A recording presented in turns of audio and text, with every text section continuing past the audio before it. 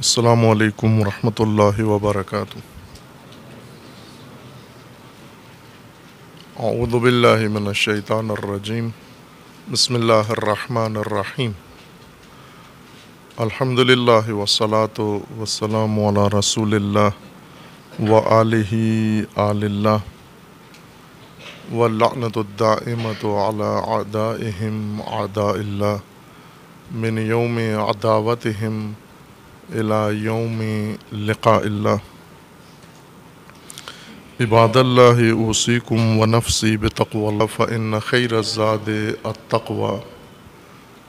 بندگان خدا، آپ سب کو اور اپنے نفس کو تقوی الہی کی وصیت کرتا ہوں، تقوی الہی کی نصیحت کرتا ہوں، تقوی الہی کی طرف دعوت دیتا ہوں اور تاکید کرتا ہوں کہ اپنی زندگی تقوی کے بنیاد پر بسر کریں اور تقوی کے سائے میں زندگی بسر کریں۔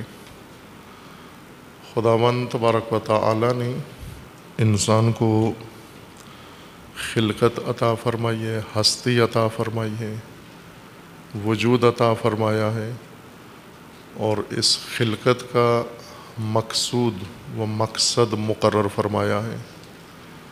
مقصد خلقت انسان ہدایت کے ذریعے ممکن ہے،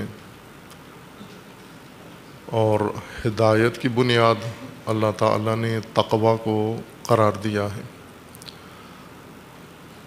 تقوی انسان کی زندگی کا لائحہ عمل ہے الہی،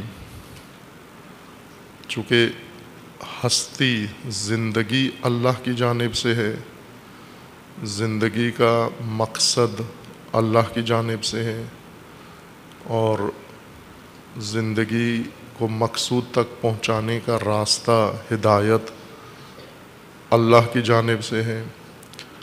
طرز زندگی بھی اللہ کی جانب سے انسان کے لیے مقرر ہے۔ اگرچہ انسان اختیار کا مالک ہے، اسے اختیار دیا گیا ہے، ارادہ دیا گیا ہے کہ وہ سمجھ کر انتخاب کرے۔ اختیار کا مطلب یہ ہے کہ اللہ کے مقرر کیے ہوئے راستے کو لے بھی سکتا ہے، اور اگر نہ چاہے ارادہ کرے تو اسے ترک بھی کر سکتا ہے۔ فعل و ترک دونوں پر باہم جب انسان کو قدرت حاصل ہو کسی کام میں، کسی موقع پر، اسی کو اختیار کہتے ہیں، کہ جہاں پر انسان چھوڑ بھی سکتا ہو اگر خود چاہے، اور اسے اپنا بھی سکتا ہو اگر ارادہ کر لے۔ یہ اختیار کی تعریف ہے۔ جہاں پر انسان فقط کچھ کرنے پر مجبور ہو، ترک نہ کر سکتا ہو، یا اس کے برعکس ترک کرنے پر طاقت ہو لیکن انجام نہ دے سکتا ہو، وہ بے اختیاری کی حالت ہے، مجبوری اسے کہتے ہیں۔ انسان کو اللہ تعالیٰ نے اختیار دیا ہے، اس کی خلقت کا ایک حصہ یا ایک خصوصیت جسے قرآن کریم نے ممتاز کر کے بیان فرمایا ہے کہ اللہ تعالیٰ نے انسان کو فطرت پر پیدا کیا ہے، الہی فطرت پر پیدا کیا ہے۔ فطرت ایسی منفرد مخصوص خلقت کا نام ہے جو انسان کے علاوہ دیگر کسی مخلوق کو عطا نہیں ہوئی، اور اس کی ایک خصوصیت یہی ارادہ و اختیار ہے کہ اللہ تعالیٰ نے انسان کی خلقت میں ارادہ مقرر فرما دیا ہے، اور ارادہ جہاں پر انسان کی امتیازی خصوصیت ہے، وہیں پر انسان کے لیے مشکلات کا باعث بھی ہے کہ انسان اپنے ارادے سے اور اختیار سے الہی طرز اپنا بھی سکتا ہے اور الہی طریقے چھوڑ بھی سکتا ہے۔ جس طرح سے ہم مشاہدہ کرتے ہیں دنیا میں انسانوں کو دو طرح کے انسان ہیں، الہی راہ پر چلنے والے، الہی طرز کے مطابق زندگی بسر کرنے والے، اور وہ لوگ جنہوں نے الہی راستہ ترک کر دیا ہے اور اس کے مقابلے میں آبائی راستہ انتخاب کر لیا ہے، چن لیا ہے۔ دونوں ہی اپنے اختیار کا استعمال کر رہے ہیں، دونوں ہی اپنے ارادے کا استعمال کر رہے ہیں۔ ایک حسن اختیار استعمال کر رہا ہے اور ایک سوء الاختیار استعمال کر رہا ہے۔ ایک اپنے ارادے و اختیار کو خوبصورت انداز میں استعمال کر کے الہی راستہ زندگی کا اپناتا ہے، دوسرا نہایت برا فیصلہ کرتا ہے اور الہی طرز حیات کو چھوڑ کر اس کے متبادل شیطانی، شہوانی اور آبائی یا دیگر طاغوتی رنگ اپنا لیتا ہے۔ تقوی الہی راستہ ہے اور واحد راستہ ہے جس سے انسان کی نجات ممکن ہے۔ تقوی کا متبادل خداوند تبارک و تعالیٰ نے مقرر نہیں فرمایا۔ قرآن کریم میں سابقہ اقوام میں انبیاء کرام علیہم السلام کے امتوں میں ایک غلط فہمی پیدا ہوئی تھی کہ تقوی کا متبادل راستہ بھی موجود ہے، خصوصاً بنی اسرائیل کے اندر۔ بنی اسرائیل انبیاء کی اولاد و انبیاء کے پیروکار لوگ تھے، لیکن دین شناسی میں، دین فہمی میں غلط فہمی کا شکار ہوئے اور بدترین دینداری اور دین شناسی انہوں نے اختیار کی۔ اسی کو قرآن کریم نے مومنین کے لیے، قرآن کے پیروکاروں کے لیے نمونہ عبرت قرار دیا ہے۔ بنی اسرائیل کی طرز معاشرت کو اور ان کے راہوں کو کہ یہ دینداری کا غلط طریقہ ہے۔ جو انحرافات بنی اسرائیل کے اندر دین سمجھنے میں اور دین اپنانے میں پیش آئے، قرآن کریم نے انہیں مکمل طور پر ذکر فرمایا ہے۔ ان میں سے ایک بہت نمایاں غلط فہمی اور توہم بنی اسرائیل کے اندر یہ تھا کہ ہدایت کا متبادل بھی موجود ہے، تقوی کا متبادل راستہ بھی موجود ہے۔ وہ اپنے نسب کو متبادل سمجھتے تھے کہ چونکہ ہم اعلیٰ نسل کے مالک ہیں، اعلیٰ نسب کے مالک ہیں، نبیوں کی اولاد ہیں، اس لیے ہمیں ہدایت کے بغیر ہی نجات نصیب ہو جائے گی۔ ہم برتر ہیں، ہم اشرف ہیں، ہم باکرامت ہیں، ہم اعلیٰ ہیں دوسروں سے، اس لیے اپنے آپ کو نجات یافتہ گمان کرتے تھے۔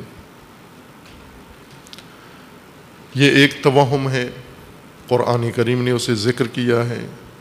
ایک وہم و توہم ان کے اندر یہ تھا کہ ہدایت کا معاوضہ بھی دیا جا سکتا ہے۔ ایک طریقہ ہدایت ہے، اگر ہدایت چھوڑ دیں آپ اور معاوضہ دے دیں آپ تو بھی آپ کی نجات ہو سکتی ہے۔ یہ معاوضہ کا نظام ان کے اندر ابھی بھی موجود ہے کہ آپ اپنے تمام گناہوں کا معاوضہ دے دیں۔ آج بھی بنی اسرائیل اپنے عبادت گاہ میں جاتے ہیں اور عالم یا مذہبی پیشوا کے سامنے جا کر گناہ کا اعتراف کرتے ہیں اور مقررہ فیس رقم ڈال دیتے ہیں اس صندوق میں، اور وہ انہیں اجازت دے دیتا ہے کہ اب آپ پاک ہو گئے ہیں۔ ہفتہ بھر 7 دن ناپاکی انجام دیتے ہیں اور اتوار کو کلیسا میں جا کے پاک ہو آتے ہیں، اور وہ بھی یہ کہ اعتراف کر کے پیسے دے آتے ہیں، اتنے گناہ کیے ہیں اور اتنی رقم بنتی ہے وہ جمع کراتے ہیں جا کر۔ یہ ایک توہم ان کے اندر موجود تھا۔ ایک توہم ان کے اندر تقوی کے متبادل و ہدایت کے متبادل راہ و اللہ کے راستے کے متبادل راستے کے بارے میں یہ تھا کہ ہماری شفاعت ہوگی، اور شفاعت سے مراد سفارش لیتے تھے، صرف اس وجہ سے کہ ہم بنی اسرائیل ہیں، اولاد ابراہیم ہیں، اولاد یعقوب ہیں، اولاد اسحاق ہیں و اولاد انبیاء ہیں، وہ ہمیں جہنم میں پہنچنے نہیں دیں گے، ہم ہرگز جہنم نہیں جائیں گے۔ قرآن کی صریح آیات ہیں بنی اسرائیل کے ان توہمات کے متعلق کہ ہم ہرگز لن تمسنا النار، ہمیں ہرگز جہنم کی آگ نہیں چھوئے گی، مس نہیں کرے گی۔ اگر ہم برفرض زیادہ غلطیوں کی وجہ سے چند روز کے لیے جہنم میں جائیں گے تو چند ایام سے بیشتر نہیں ہوں گے، اور ہمیں پھر چھڑا لیا جائے گا۔ کس سے چھڑا لیا جائے گا؟ یا عدل و عدل کے ذریعے سے، کہ قرآن کریم نے نفی کی ہے کہ قیامت میں محشر میں معاوضہ نہیں لیا جائے گا، معادلہ و متبادل وصول نہیں کیا جائے گا۔ لا تجزی نفس عن نفس، کوئی دوسرا آدمی اس کی جگہ پر پیش نہیں ہوگا، مجزی نہیں ہوگا۔ اور شفاعت کا جو تصور بنی اسرائیل کے ذہن میں ہے وہ غلط ہے، اس کی نفی کی ہے قرآن کریم نے، کہ کسی کی سفارش کسی کے متعلق نہیں سنی جائے گی، مطلقہ نہیں سنی جائے گی، چونکہ قانون عدل خدا کے خلاف ہے۔ شفاعت قرآن کریم نے ذکر فرمائی ہے، لیکن وہ تقوی کے ذریعے سے نصیب ہوتی ہے، تقوی کا متبادل نہیں ہے شفاعت، بلکہ تقوی کا نتیجہ ہے شفاعت، جیسے مختلف مواقع پر بیان کیا ہے۔ تقوی نہ ہو، ہدایت نہ ہو، وہ شفاعت قرآن کریم نے قبول نہیں کی، جن کا توہم بنی اسرائیل کے ذہنوں میں تھا۔ آج ہم متاسفانہ مسلمانوں میں جب نگاہ کرتے ہیں تو ہمیں بنی اسرائیل سے زیادہ انحرافات و توہمات نظر آتے ہیں۔ ہدایت کا متبادل، اللہ کے دین کا متبادل راستہ ڈھونڈ لیا ہے، تقوی کے متبادل امور و رسوم اختیار کر لیے ہیں، اور مطمئن ہیں کہ ہمیں تقوی کے بغیر، ہدایت کے بغیر، دین الہی کے بغیر، طرز حیات طرز الہی کے بغیر ہم نجات یافتہ ہیں۔ ان توہمات کو قرآن پہلے بیان کر چکا ہے کہ یہ موہوم ہیں و توہمات ہیں، یہ فقط تمہارے گمان ہیں، اور گمان باطل ہیں، غیر حقیقی ہیں۔ تلک امانیکم، تمہاری آرزوئیں اور تمہارے اندازے ہیں، اس سے بیشتر ان کی کوئی واقعیت و حقیقت نہیں ہے۔ حقیقت وہ ہے جو قرآن کریم نے بطور ہدایت ذکر فرمایا ہے، اور اس ہدایت کا محور و مرکز تقوی کو قرار دیا ہے۔ تقوی تمام حیات انسان کے لیے، مکمل زندگی کے لیے، تقوی زندگی کا ایک شعبہ نہیں ہے، بلکہ تمام مکمل زندگی کے لیے ایک انداز ہے، ایک لائحہ ہے، ایک طرز ہے، ساری زندگی کے لیے، مکمل حیات بشر کے لیے۔ بعض یہ توہم رکھتے ہیں کہ ایک شعبے کے طور پر زندگی میں انسان کو تقوی بھی ساتھ رکھنا چاہیے، باقی کام بھی سارے انجام دے، اور کچھ وقت نکال کے دن میں یا زندگی میں اور اس میں تقوی کے اعمال انجام دے۔ حج کر آئے تو یہ تقوی کا بھی شعبہ پورا کر دیا، سال بھر حرام کھاتا رہے، رشوت کھاتا رہے، سود کھاتا رہے، غصب کرتا رہے، گناہ کرتا رہے، اور مثلا ایک سفر زیارات کا انجام دے دے، حج انجام دے دے، یا ماہ رمضان میں صدقہ خیرات کر دے، یا کوئی اور نیک کام کر دے، تو یہ تقوی کا شعبہ بھی اس نے پورا کر دیا ہے۔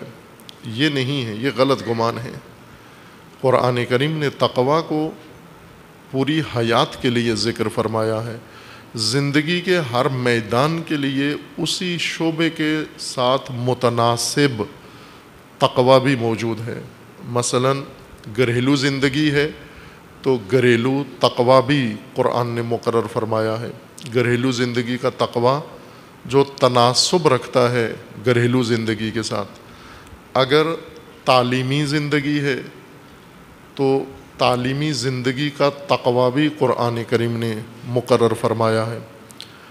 اگر اجتماعی سماجی معاشرتی زندگی ہے اس کے لیے بھی قرآن کریم نے تقوی مقرر فرمایا ہے۔ اور ایسے ہی اگر انسان کی پیشہ ورانہ زندگی ہے، حرفی زندگی ہے، کسی بھی شعبہ حیات میں کسی پیشے سے کسی خاص حرفے سے انسان کا تعلق ہے، اسی صنف کے لیے تقوی معین و مقرر ہے۔ جو مثلا کسی ادارے میں، کسی محکمے میں، کسی شعبے میں کام کرتے ہیں، معاوضہ لیتے ہیں، دیر سے ڈیوٹی پر جاتے ہیں، جلدی کام چھوڑ کے چلے جاتے ہیں، دن میں جتنے اوقات ان کے کام کے لیے مقرر ہیں اتنے اوقات میں وہ وقت ضائع کرتے ہیں، کام نہیں کرتے، بے شک سارا دن دفتر میں بیٹھ کے تسبیح پڑھتے رہیں، قرآن پڑھتے رہیں، یہ بے تقوی لوگ ہیں۔ چونکہ تنخواہ قرآن پڑھنے کی نہیں دی جاتی، تسبیح پڑھنے کی نہیں دی جاتی، تنخواہ انہیں دی جاتی ہے اس معینہ کام کے لیے۔ اگر وہ کام نہیں کرتے، اس میں کمی کرتے ہیں اور اس کے بجائے دن بھر بیٹھ کے اسی مقررہ دفتر میں یا کام کی جگہ پر قرآن پڑھتے ہیں، تسبیح پڑھتے ہیں اور مطالعہ کرتے ہیں، استفادہ کرتے ہیں، کار خیر انجام دیتے ہیں دفتروں میں بیٹھ کر، لیکن معینہ ذمہ داری جس کے بدلے میں معاوضہ لیتے ہیں وہ نہیں انجام دیتے، یہ بے تقوی لوگ ہیں۔ یہ نیک لوگ بے تقوی ہیں، تقوی نہیں ہے ان کے اندر۔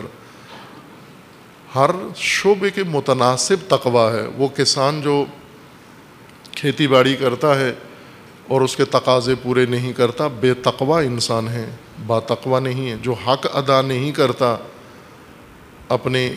اپنی ذمہ داری کا اور اپنے شعبے کا، یہ بے تقوی انسان ہے۔ اگرچہ ہزار ذکر کرے و ہزار فکر کرے و سجدے کرے، یا وہ صوفی شاعر کے بقول کے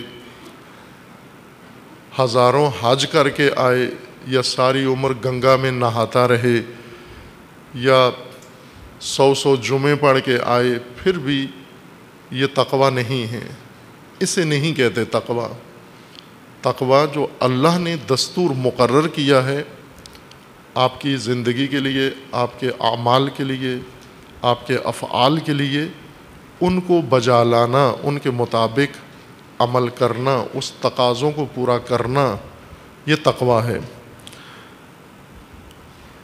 سورہ مبارکہ طٰہٰ آیا 132 میں خداوند تبارک و تعالیٰ کا فرمان ہے، رسول اللہ صلی اللہ علیہ وآلہ وسلم کو وَأْمُرْ أَهْلَكَ بِالصَّلَاةِ وَاصْطَبِرْ عَلَيْهَا، آپ اپنے اہل کو، اپنے عیال کو، اپنے ساتھیوں کو نماز کا حکم دیں، فرمان دیں، امر کریں، وَاصْطَبِرْ عَلَيْهَا، اور خود قائم رہیں، پائیدار رہیں نماز کے اوپر۔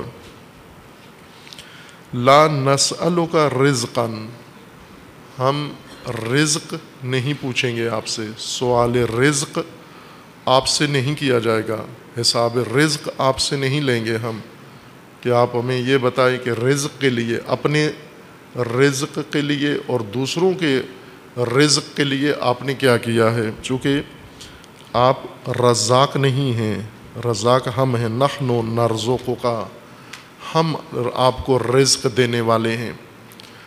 بس آپ جواب دے رزق کے بارے میں نہیں ہے، روزی کے بارے میں نہیں ہے، لیکن امت کے بارے میں ہیں، دین کے بارے میں ہیں، ہدایت کے بارے میں جواب دہ ہیں۔ یہ سوال آپ سے کیا جائے گا۔ والعاقبۃ للتقوی، کہ پہلے اشارہ کیا تھا اس آیا کا ربط آپس میں اس کے مفردات کا، والعاقبۃ للتقوی، اس میں ایک جملہ یہ ہے، ایک صراحت یہ ہے کہ وَأْمُرْ أَهْلَكَ بِالصَّلَاةِ، جو سیاق اس سے پہلے ہے، جو پہلے ذکر کیا ہے، یہ سب تقوی ہے۔ اس سے پہلے ہے فَاصْبِرْ عَلَىٰ مَا يَقُولُونَ وَسَبِّحْ بِحَمْدِ رَبِّكَ قَبْلَ طُلُوعِ الشَّمْسِ وَقَبْلَ غُرُوبِهَا وَمِنْ آنَاءِ اللَّيْلِ فَسَبِّحْ وَأَطْرَافَ النَّهَارِ لَعَلَّكَ تَرْضَىٰ۔ یہ سب تقوی ہے، یہ تقوی ہے۔ اور آخر میں تقوی کا حکم بیان کیا جا رہا ہے کہ والعاقبۃ للتقوی، پہلے تقوی ذکر کیا ہے، مصداقی تقوی، وہ تقوی جو مصداق بنتا ہے، مصداقاً تقوی ہے، اسے ذکر فرمایا ہے۔ اور پھر آخر میں تقوی کا حکم ہے کہ یہ تقوی ہے۔ فَاصْبِرْ عَلَىٰ مَا يَقُولُونَ، جو کچھ لوگ کہتے ہیں، لوگوں کی افواہیں، لوگوں کا پراپوگنڈا، لوگوں کے اتہام، بہتان، تہمتیں، ان کا مقابلہ کریں۔ اور مقابلہ یہ نہیں کہ آپ بھی وہی جواب دیں جو وہ آپ پر تہمتیں باندھتے ہیں، آپ بھی نعوذ باللہ ان پر تہمت باندھیں۔ اگر آپ پر بہتان باندھتے ہیں، جواباً آپ بھی ان پر بہتان باندھیں، بلکہ افواہیں پھیلانے والے، اراجیف پھیلانے والے اور پراپوگنڈا کرنے والے کے خلاف تہمتیں و کردار کشی کرنے والوں کے مقابلے میں آپ پائیدار رہیں، اپنے دین پر، اپنی راہ پر، اپنے موقف پر، اپنے اصول پر پائیدار رہیں آپ۔ فَاصْبِرْ عَلَىٰ مَا يَقُولُونَ وَسَبِّحْ بِحَمْدِ رَبِّكَ، اور تسبیح حمد پروردگار کریں، قبل طلوع الشمس وقبل غروبها ومن آناء اللیل، آپ سورج کے نکلنے سے پہلے، سورج ڈوبنے کے بعد، اور رات کے اثناء میں، و دن کے اطراف میں تسبیح حمد خدا کریں آپ۔ وَلَا تَمُدَّنَّ عَيْنَيْكَ إِلَىٰ مَا مَتَّعْنَا بِهِ، اور جو کچھ لوگوں کو ہم نے تمتع کے لیے دیا ہے، لذتوں کے لیے، سامان لذت جو کچھ ہم نے لوگوں کو عطا کیا ہے، اس پہ اپنی نگاہیں نہ جمائیں، اس کی طرف اپنی نگاہیں مت لگائیں۔ ازواجا منہم زہرۃ الحیات الدنیا، یہ ان کی زندگی کی کروفر ہے، یہ تزئین زینت زندگی ہے، آپ نگاہیں اس کے اوپر مت جمائیں۔ لِنَفْتِنَهُمْ فِيهِ، یہ ہم نے اس لیے لوگوں کو سامان لذت و سامان زینت دنیا عطا کیا ہے تاکہ ان کا امتحان لیں، یہ فتنہ ہے ان کے لیے۔ جو مفتون ہیں، فتنے میں مبتلا ہیں، ان کو اپنے لیے مطمع نظر و مد نظر نہ بنائیں، اپنی نگاہوں کو ان کی طرف نہ لگائیں آپ۔ وَرِزْقُ رَبِّكَ خَيْرٌ وَأَبْقَىٰ، آپ کے پروردگار کا رزق خیر ہے، وَأَبْقَىٰ ہے، وَأْمُرْ أَهْلَكَ بِالصَّلَاةِ وَاسْتَبِرْ عَلَيْهَا، آپ اپنے اہل کو نماز کا حکم دیں اور خود پائیدار رہیں۔ لا نسألک رزقا، ہم رزق کا سوال آپ سے نہیں کریں گے، نحن نرزقک، ہم رزق دینے والے ہیں آپ کو۔ والعاقبۃ للتقوی، جو کچھ آیات کے اندر اس پورے سیاق کے اندر بیان ہوا ہے یہ تقوی ہے، اور حکم تقوی یہ ہے کہ والعاقبۃ للتقوی، عاقبت تقوی کی ہے۔ اشارہ کیا تھا کہ عاقبت قرآن کریم کا بہت اہم موضوع ہے، عاقبت شناسی، عاقبت فہمی اور عاقبت بینی قرآن کے نصاب میں ہے، ہدایت کے نصاب میں ہے۔ اگر انسان عاقبت بین نہ ہو اور عاقبت شناس نہ ہو، عاقبت فہم نہ ہو، ہدایت نہیں پا سکتا۔ حکم دیا گیا ہے کہ آپ اپنی زندگی میں کافی وقت صرف کریں، استعمال کریں عاقبت شناسی میں، عاقبت دوسروں کی، آپ سے پہلے گزری ہوئی اقوام کی عاقبت کو پہچانیں، معلوم کریں کہ ان کی عاقبت کیا ہوئی اور کیوں ہوئی، وہ انجام جو ان کا سر انجام ہوا کس وجہ سے ہوا، وہ انجام کیوں انہوں نے حاصل کیا۔ عاقبت المکذبین، عاقبت الظالمین، یہ قرآن کے موضوعات ہیں، اور ہمیں حکم دیا گیا ہے کہ سیرو فی الارض وانظروا، نکلو زمین کے، مطالعہ کرو زمین کا، اور نگاہ کرو، نظر کرو، نہ بصر، آنکھوں سے نہیں بلکہ نظر کرو، سمجھو اس کو، دقت کرو، گہرائی میں جاؤ کہ ان لوگوں کا یہ سر انجام کیوں ہوا گزشتہ اقوام کا۔ تاریخ کا مطالعہ کرو، زمین کا مطالعہ کرو، اور آسمانی کتابوں کے ذریعے گزشتہ اقوام کی عاقبت کا مطالعہ کرو۔ یہ نصاب ہے قرآن کا، دین کا، گزشتہ اقوام کی عاقبت کو پڑھنا۔ اور دلیل اس کی یہ ہے کہ ان کی عاقبت ہمارے کس کام آئے گی اگر ہم ان کی عاقبت کا مطالعہ کریں، سمجھیں۔ یہ جواب بعض سے سنن الہی میں عطا کیا ہے، چونکہ اللہ تعالیٰ نے انسان کے لیے یکساں قوانین بنائے ہیں، ایک جیسے قوانین ہیں تمام بشریت کے لیے، اولین کے لیے و آخرین کے لیے ایک ضابطہ اللہ تعالیٰ نے مقرر فرمایا ہے کہ اسی ضابطے کے تحت سب اپنے انجام کو پہنچیں گے۔ اگر ایک عمل کر کے سابقہ اقوام میں سے، سابقہ قوموں میں سے کوئی نابود ہوا ہے، ہلاک ہوا ہے، وہ عمل آنے والی قوم کو بھی ہلاک کرے گا۔ اگر کسی عمل کے ذریعے سے سابقہ قومیں نجات یافتہ ہوئی ہیں، یہ عمل آنے والی اور موجودہ قوموں کو بھی نجات دے سکتا ہے۔ بس چونکہ قوانین اللہ کے ایک ہیں، یکساں ہیں، سب کے لیے برابر ہیں، اس لیے گزشتگان کے اور گزشتہ اقوام کی عاقبت آپ کی ہدایت کا وسیلہ ہے، آپ کی ہدایت کا ذریعہ ہے۔ وہ ظالمین ہیں، وہ مکذبین ہیں، جھٹلانے والے ہیں، وہ معاندین ہیں، جو بھی ہیں، آپ ان کی عاقبت کو ضرور مطالعہ فرمائیں۔ اور ساتھ ہی فرمایا ہے کہ عاقبت متقین بھی مطالعہ کریں، اور عاقبت متقین کے لیے زیادہ وضاحت کی ہے کہ متقی باتقوی لوگوں کی عاقبت یہ ہے۔ عاقبت کے بارے میں جو اشارہ کیا تھا کہ مرحلہ دین فہمی و دین شناسی میں مسامحہ ہوا ہے اور غفلت ناخواستہ شاید ہو گئی ہے، وہ یہ کہ عاقبت کو فقط ایک شعبے کے ساتھ یا ایک شق کے ساتھ مختص کر دیا گیا، مخصوص، کہ یہ عاقبت کا یہ معنی ہے، جبکہ عاقبت اس سے زیادہ وسیع دائرہ رکھتی ہے۔ مفہوم عاقبت اشارہ کیا تھا کہ بعض علماء نے انہی آیات کی تفسیر میں انسان کی حیات کی چند صورتیں تصور کی ہیں، ان کی تصویر سازی کی ہے۔ ایک یہ کہ انسان آغاز زندگی بھی درست شروع کرتا ہے اور اختتام زندگی بھی اس کا صحیح ہے، درست ہے۔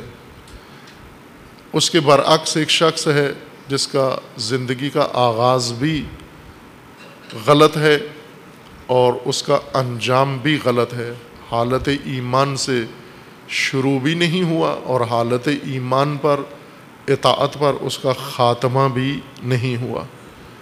ایک تیسری صورت یہ ہے کہ انسان عمر بھر اگر غلط کام کرتا رہا ہے، گناہ کرتا رہا ہے، ایمان و اطاعت کے دائرے سے باہر جیتا رہا ہے، زندہ رہا ہے، اور ہر قباحت، ہر رذالت، پستی کا مرتکب ہوا ہے، آخری عمر میں توبہ کر لی اس نے، کسی وجہ سے توجہ آنے سے توبہ کر لی اس نے، اور جب دنیا سے گیا تو معافی خدا سے طلب کر کے، توبہ کر کے، عفو و استغفار کے بعد خدا کی بارگاہ میں گیا ہے۔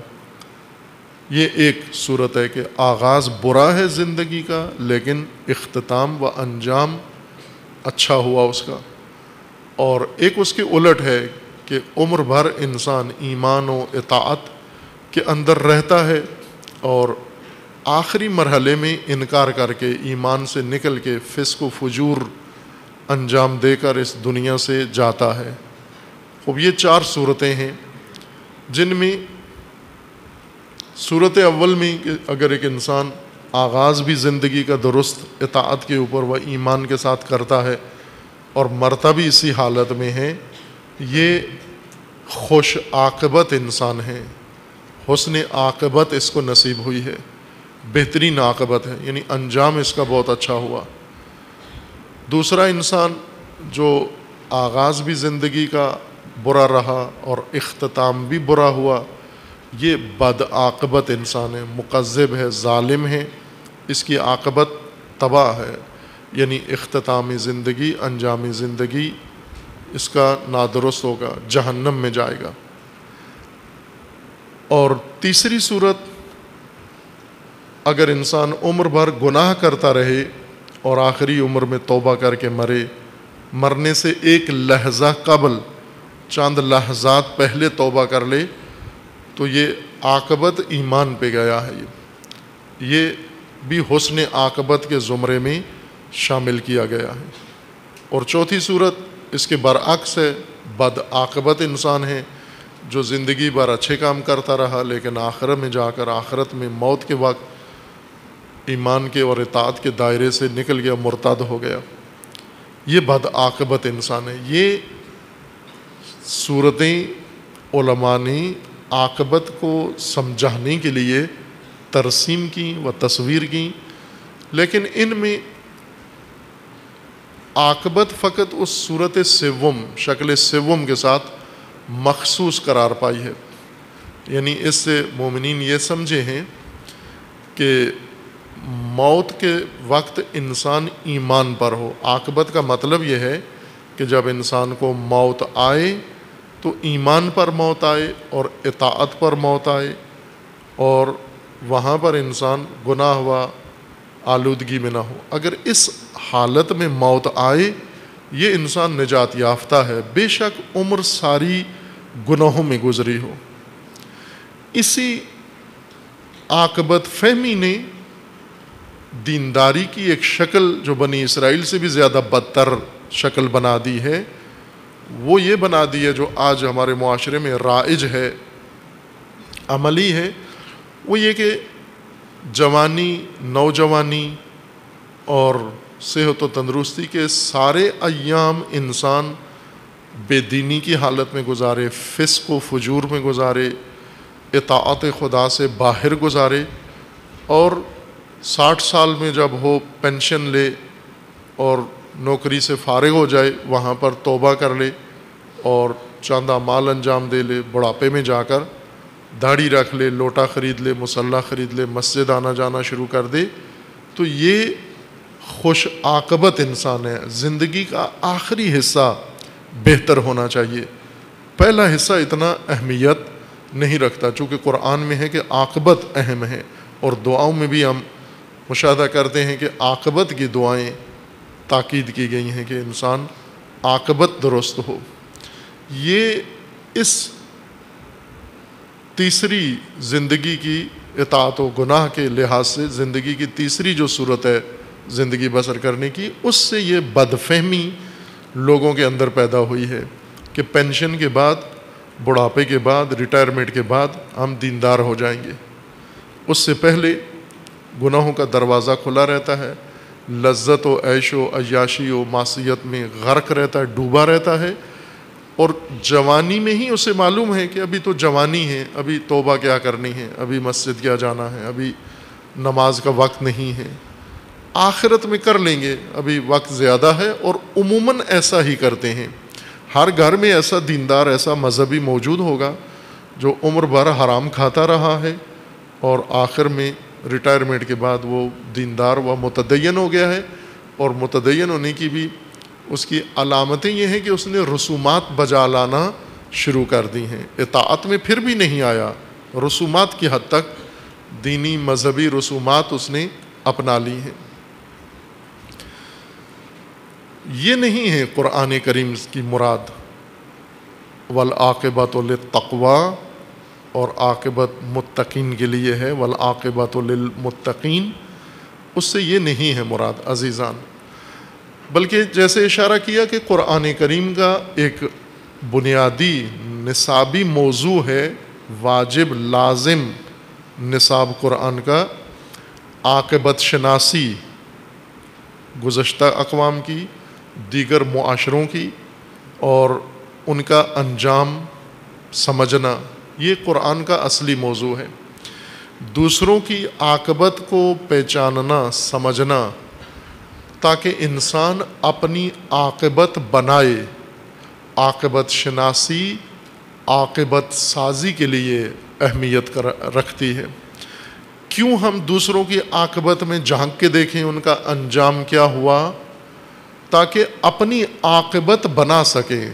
ہم مامور ہیں عاقبت سازی کے اوپر. اپنی عاقبت بنانا یعنی اپنی زندگی کا محصول, اپنی عمر بھر کا محصول عاقبت کہلاتا ہے انسان کا. آخری لحظے کی توبہ اور آخری لحظے کی پینشن کے بعد کی نیکیاں, یہ عاقبت سازی نہیں ہیں. اگر انسان عمر بھر گناہ میں ڈوبا رہے, غرق رہے, اور آخرت میں آخر میں جا کر موت سے پہلے کچھ ریٹائرمنٹ کے بعد واقعاً توبہ کر لے, سچی توبہ کر لے, گزشتہ گناہوں پر ندامت کا اظہار کرے اور اطاعت شروع کر دے, اس کا فائدہ ہے. اس کا فائدہ یہ ہے کہ اسے عذاب نہیں ملے گا, اسے جہنم میں نہیں ڈالا جائے گا. لیکن اس کا مطلب یہ نہیں ہے کہ اسے میڈل دیے جائیں گے, اسے تمغے دیے جائیں گے, اسے بڑا اعلیٰ مقامات آخرت میں نصیب ہوں گے, اسے قرب خدا نصیب ہو گیا ہے اور یہ مقصد حیات پا گیا ہے. یوں بھی نہیں ہے, مقصد زندگی بھی نہیں پایا. جہنم, توبہ کی وجہ سے جہنم میں اخروی شکنجوں سے اور اخروی عذاب سے بچ گیا ہے. لیکن یوں نہیں کہ اسے اعلیٰ مقامات نصیب ہوں گے. یہ مقصد حیات تک جا پہنچا ہے, جو پینشن لینے کے بعد, ریٹائرمنٹ کے بعد دیندار بنتا ہے. ہماری زندگی عاقبت سازی و آخرت سازی کے لیے ہے. حیات کا ایک ہی مقصود ہے, عاقبت بنانا, اور پوری حیات مکمل زندگی اس ایک ہدف کے لیے ہے کہ اپنی عاقبت بنائیں آپ. انسان زندگی کا آغاز ہی عاقبت سازی سے کرتا ہے. آغاز زندگی میں جو کچھ ہم کر رہے ہیں دراصل اپنی عاقبت ہی بنا رہے ہیں, اور اپنی عاقبت کی بنیادیں رکھ رہے ہیں, تعمیر کر رہے ہیں اپنی عاقبت, اور یہ عمارت تکمیل کر رہے ہیں ہم. جو بھی جس طرز کی زندگی بسر کر رہا ہے اپنی عاقبت بنا رہا ہے, وہی اپنی عاقبت کی تعمیر کر رہا ہے.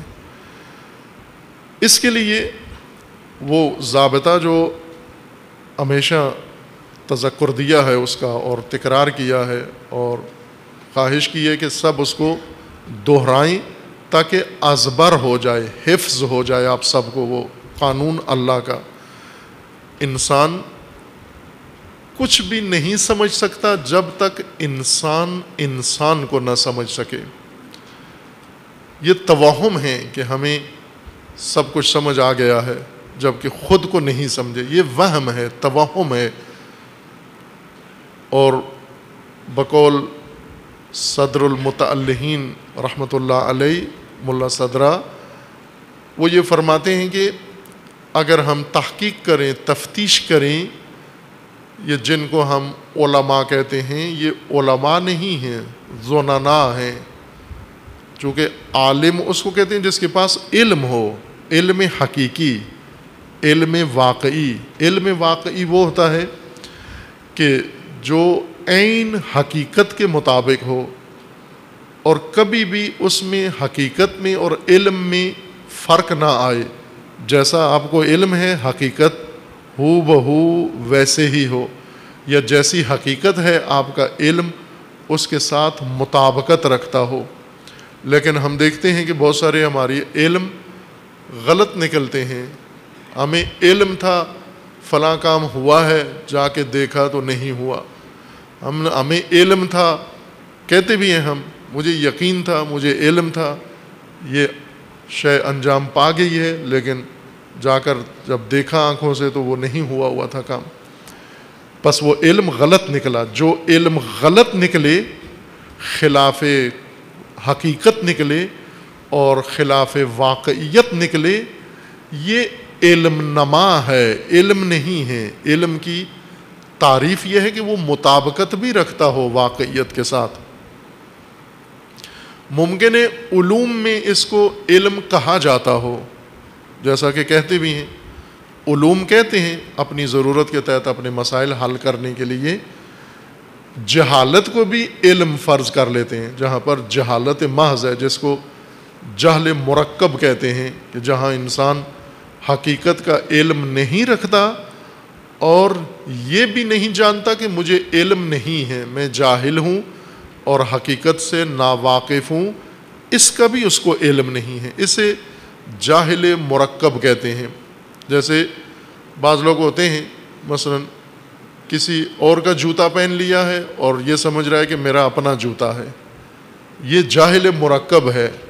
یعنی اسے علم نہیں ہے کہ جوتا اپنا ہے، اور یہ بھی اس کو پتہ نہیں ہے کہ میں ناواقف ہوں، لا علم ہوں اس حقیقت کے بارے میں، کہ جوتا کے اپنا ہونا کے بارے میں مجھے علم نہیں ہے.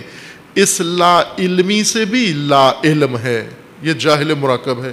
لیکن آپ کے معاشرے میں عالم، یا جس کو کہتے ہیں اس کے پاس علم ہے، وہ اسی کو کہتے ہیں جاہل مرکب عالم کہلاتا ہے. اکثر جو دین میں بھی حتیٰ اظہار نظر کرتے ہیں ممبروں پہ آ کر، جاہل مرکب ہیں، دین نہیں جانتے اور دینی جہالت کو بھی نہیں جانتے کہ ہم جاہل ہیں، احساس علم کرتے ہیں. یہ توہمات ہیں، یہ گمان ہیں انسان کے.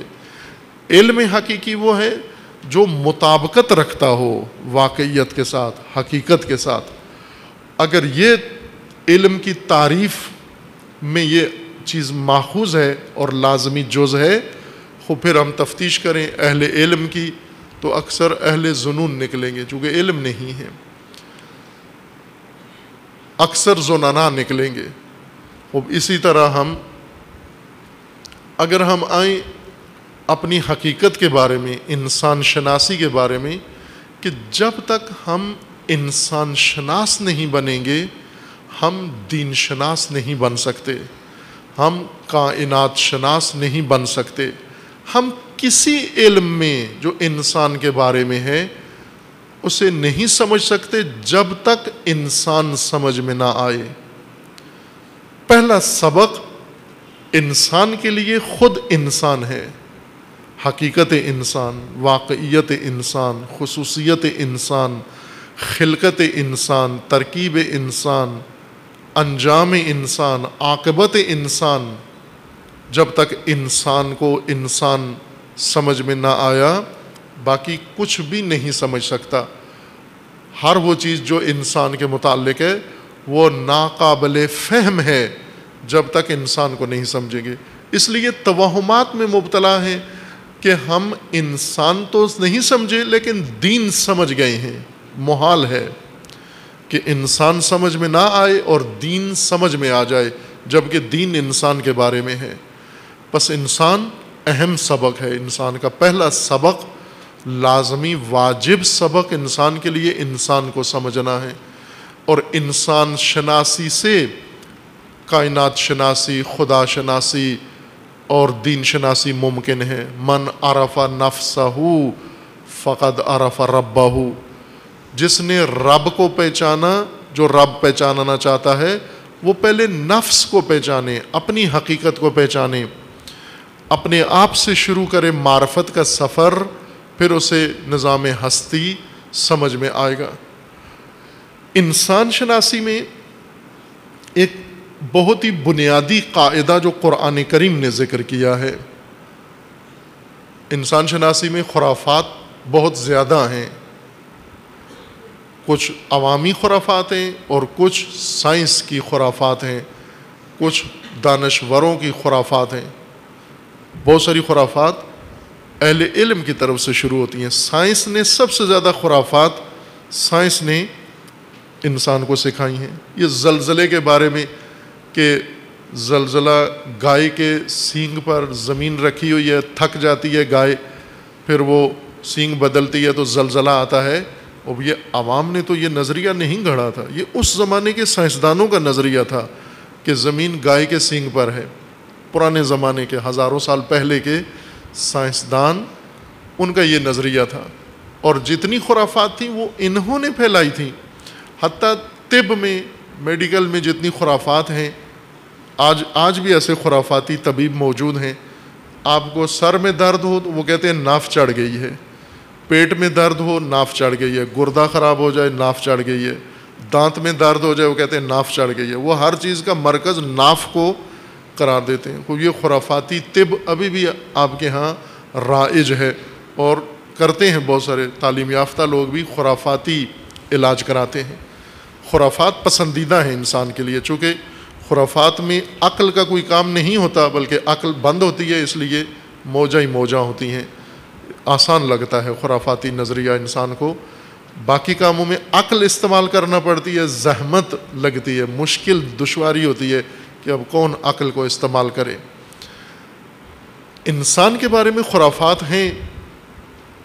خرافات میں سے ایک خرافی نظریہ سائنس کا اس طرح سے نہیں ہے, ایک مفروضہ کہہ لیں, خرافاتی مفروضہ جو ڈارون نے بیان کیا کہ انسان تکامل یافتہ نوع ہے جانوروں کی. یہ خرافاتی نظریہ ہے. قرآن کریم میں فرمایا کہ انسان خلقت ہے خدا کا, نہ تکامل یافتہ نوع, بلکہ ایک ایسی مستکمل نوع ہے, کمال پذیر نوع ہے جس نے یہاں سے آگے تکامل شروع کرنا ہے, نہ کہ تکامل کے بعد یہاں تک پہنچی ہے. انسان سے آگے اس نے تکامل شروع کرنا ہے. ہمارے ذہنوں میں یہ ہے کہ ہم انسان پیدا ہوئے ہیں اور اب ہم موٹے تازے ہو رہے ہیں, وزن اپنا بڑھا رہے ہیں, کارکردگی اپنی بڑھا رہے ہیں, ثواب جنت و جہنم کسب کر رہے ہیں. حقیقتاً اللہ تعالیٰ نے انسان کو انسان بنا کر پیدا نہیں کیا, انسان بننے کے لیے پیدا کیا ہے. بہت سادہ سی بات ہے یہ, اس کو سمجھنا مشکل کام نہیں ہے. اس کے لیے کوئی بڑا گہرا فلسفہ جاننا ضروری نہیں ہے کہ ہم بن کر دنیا میں نہیں آئے بلکہ بننے کے لیے دنیا میں آئے ہیں, انسانیت حاصل کرنے کے لیے آئے ہیں. یہ جو شکل بنائی گئی ہے, ڈھانچہ بنایا گیا ہے, بدن بنایا گیا ہے, یہ سب سانچہ ہے, یہ فریم ہے انسان کے لیے. اس کی مثالیں بہت ساری سادہ مثالیں بھی ہیں, علمی مثالیں بھی اس کی موجود ہیں. جیسے بیج آپ روزمرہ دیکھتے بھی ہیں, انجام بھی دیتے ہیں. کسی شے کا, فصل کا, پودے کا, بیل کا, درخت کا بیج زمین میں گاڑتے ہیں آپ. یہ بیج, اس کے اندر پودا ہے, اس کے اندر درخت ہے. لہٰذا جب اس کو فضا ملتی ہے, ماحول ملتا ہے, مٹی ملتی ہے, زمین میسر آتی ہے, اسی بیج کے اندر سے پودا نکلتا ہے باہر اور کمال تک پہنچتا ہے. انسان بھی عیناً بیج ہے. جب دنیا میں آتا ہے, پیدا ہوتا ہے ماں کے شکم سے, تو بیج پیدا ہوا ہے, نہ کہ انسان پیدا ہوا ہے. انسان کا بیج ہے. فارسی دانوں کے بقول کہ تخم انسان ہے, نہ انسان. انسان کا بیج پیدا ہوا ہے. ہم اسے مجازن انسان کہتے ہیں, چونکہ توقع یہ ہے, امید ہمیں یہ ہے کہ بعد میں انسان بن جائے گا, اس لیے اسے ہم انسان گمان کرتے ہیں اور ہم اسے انسان شمار کرتے ہیں اسباب مجاز گوئی. ورنہ حقیقتاً جس طرح بیج, اگر آپ کھجور کی گٹھلی کو دیکھیں تو اس کے اندر کھجور ہے, لیکن گٹھلی کو کھجور نہیں کہہ سکتے آپ، اگر کہیں تو مجازن کہیں گے آپ۔ انسان جب پیدا ہوتا ہے تو اسی گٹھلی کی حیثیت رکھتا ہے، بیج کی حیثیت رکھتا ہے، یا گندم کے جو کے دانے کی حیثیت رکھتا ہے۔ اس کے اندر پودا بننے کی استعداد ہے، اور زمین میں اس استعداد کو پروان چڑھانے کی صلاحیت موجود ہے۔ زمین رحم ہے، رحم کا مطلب استعدادیں پالنے والی جگہ کو رحم کہتے ہیں، جہاں پر استعدادیں پروان چڑھتی ہیں۔ جہاں طوطے پلتے ہیں وہ رحم نہیں ہوتی، پنجرے ہوتے ہیں۔ جہاں طوطے ہوں، جہاں پودے ہوں، وہاں رحم ہے۔ یعنی بیج کے اندر موجود استعداد، صلاحیت، اس کو تکامل دینا، اس کو کمال دینا، جس چیز کی صلاحیت ہے وہی چیز بن جائے اس کے اندر، اسے رحم کہتے ہیں۔ نطفے سے جسم بننا یہ بھی رحم میں ممکن ہے۔ پھر زمین بھی رحم ہے، معاشرہ، امت بھی رحم ہے۔ انہی کے اندر انسان کی صلاحیتیں نکھرتی ہیں، پرورش پاتی ہیں اور کمال تک پہنچتی ہیں، اور انسانیت تک پہنچتا ہے۔ اصل کام اس دنیا میں آنے کے بعد موت تک وہ ہمارا کام انسان بننا ہے، یعنی اس بیج کے اندر موجود صلاحیتوں کو کمال تک پہنچانا ہے، اور وہ انسانی صلاحیتیں ہیں۔ انسان اس وقت بنتا ہے حقیقی انسان جب اس کی ساری صلاحیتیں ابھر کے، نکھر کے کمال تک پہنچ جائیں، کوئی شعبہ تکامل نہ یافتہ نہ رہ جائے، باقی نہ رہ جائے۔ سب پہلوؤں سے جو انسان کی انسانیت کا رکن ہے وہ ساری چیزیں انسان کے اندر حالت تکامل پیدا کر لیں، کمال تک آ پہنچیں، اس وقت اسے کہیں گے ہم انسان ہیں۔ باقی سارے تخم انسان ہیں، بیج ہیں انسان کے، انسان نہیں ہیں۔ اور ہدایت انہی صلاحیتوں کو کمال تک پہنچانے کا دستور العمل و منشور ہدایت کہلاتا ہے۔ دین اس کام کے لیے ہے۔ مقام انسانیت تک پہنچنا، اسے قرآن کریم نے مقام خلافت بھی کہا ہے، اسے لقاء اللہ بھی کہا ہے، اسے قرب الہی بھی کہا ہے، اور اسے مقام انسانیت بھی کہا ہے۔ یہی انسانیت ہے۔ اس ایک ماموریت کے لیے، اس ایک فریضے کے لیے ہم اس دنیا میں موجود ہیں، لیکن کم متوجہ ہوتے ہیں، چونکہ ہم پیدا ہوتے ہی دوسری چیزوں کی طرف لگ جاتے ہیں۔ ہماری نگاہیں، ہماری توجہ، ہماری رغبتیں اپنی صلاحیتوں کے بجائے دوسروں کے اوپر لگی ہوتی ہیں۔ شہوتیں، خواہشیں ہمارے اندر، غریزے اور احساسات و عواطف ہمیں مشغول کر دیتے ہیں، الہا میں مبتلا کر دیتے ہیں، لہو اور لعب، سرگرمیوں میں ہمیں مگن کر دیتے ہیں، جس وجہ سے ہم اپنے اصل کام سے محروم رہ جاتے ہیں اور ناکام، ادھورے اس دنیا سے چلے جاتے ہیں۔ اسی وجہ سے ہمیں آخرت نصیب نہیں ہوتی، برزخ میں روک لیا جاتا ہے کہ ناکارہ اور ادھورا بن کر جا رہے ہیں۔ اس کی کئی مثالیں دی ہیں آپ کی خدمت میں، جیسے سفالگر، کمار برتن بناتا ہے، مٹی بناتا ہے، گوندتا ہے مٹی، اور پھر اس مٹی سے مختلف برتن بناتا ہے۔ اس کو بھی مثال بنا سکتے ہیں کہ انسان، بچہ جو پیدا ہوا، یہ مٹی کی طرح ہے جو کمار نے گوندی ہے اور تیار کی ہے۔ اب اس سے آگے برتن بنانا باقی ہے، ظرف بنانا باقی ہے، وہ انسانیت سازی ہے۔ اور مثالیں فراوان اس موضوع کی پہلے سے بیان کی ہوئی ہیں۔ حاصل مطلب یہ ہے کہ ہم انسان بننے کے لیے پیدا ہوئے ہیں۔ اگر ہم نے اپنی انسانی صورت بنا لی اس حیات میں، زندگی میں، یہ عاقبت ہے انسان کی، عاقبت انسان، یعنی یہ انسان بن جائے، نہ کہ اسے حوریں مل جائیں، اسے جنت مل جائے، اسے پھل مل جائیں، اسے درخت مل جائیں، اسے دودھ مل جائے۔ یہ تو عاقبت انسان کی نہیں ہے، یہ حیوانات کی عاقبت ہو کر کہہ سکتے ہیں آپ، بھلے قرآن کریم میں اللہ تعالیٰ نے بہشت کا ذکر فرمایا ہے اور بہشتی نعمتوں کا ذکر فرمایا ہے، لیکن بارہا آپ کی خدمت میں عرض کیا ہے کہ بہشت اور بہشتی نعمتیں اسرار ہیں، اخروی آخرت کے حقائق ہیں جو دنیاوی زبان میں سمجھائے گئے ہیں، چونکہ ہم اس کے علاوہ کوئی اور زبان جانتے نہیں ہیں، اخروی زبان نابلد ہیں، نا آشنا ہیں، آخرت شناس نہیں ہیں، آخرت فہم نہیں ہیں۔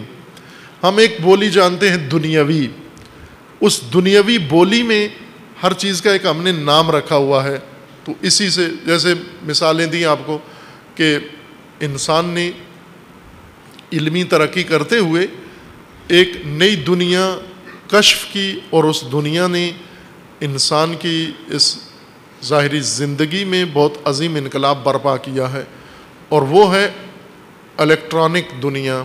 انسان پہلے نہیں جانتا تھا، الیکٹران تھے، انہی کے ساتھ زندگی بسر کر رہا تھا، استعمال میں بھی لا رہا تھا، لیکن جانتا نہیں تھا کہ الیکٹران کیا چیز ہوتی ہے۔ کوششیں کرتا رہا نسل اندر نسل، آخرکار اسے سمجھ میں آ گیا۔ کئی ہزار سال تک تو پھنسا رہا فقط عنصر کے اندر، اور عنصر پہ جا کے رک گیا کہ اس کے اندر کچھ اور نہیں ہے، یہ آخری اکائی ہے۔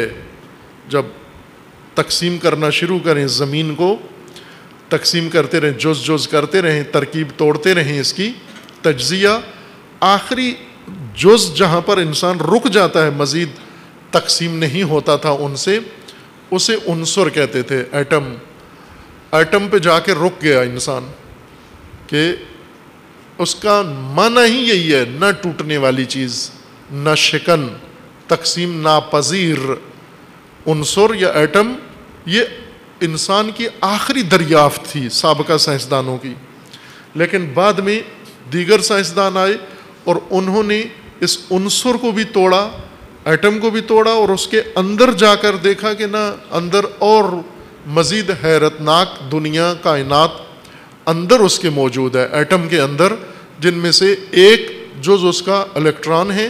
اب الیکٹران کی بازی کھیل شروع ہوا، اور کرتے کرتے آپ انسان کی زندگی میں دیکھیں کہ تمام وسائل زندگی الیکٹرانک ہو گئے ہیں۔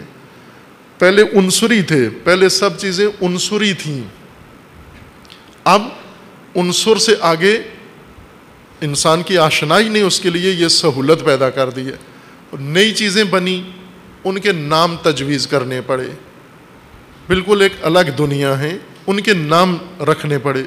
مثلا اس عمل کا نام یا اس ٹیکنالوجی کا نام رکھا انہوں نے، یا اس حقیقت کا نام رکھا، وہ رائج زبان جو انسان بولتا تھا اسی میں سے چن کر اس نئے انکشاف کے اوپر بھی وہی نام رکھ دیا۔ سادہ سی بات کروں میں تاکہ پیچیدہ نہ ہو، الجھن میں نہ ہو، جو سب جانتے ہیں۔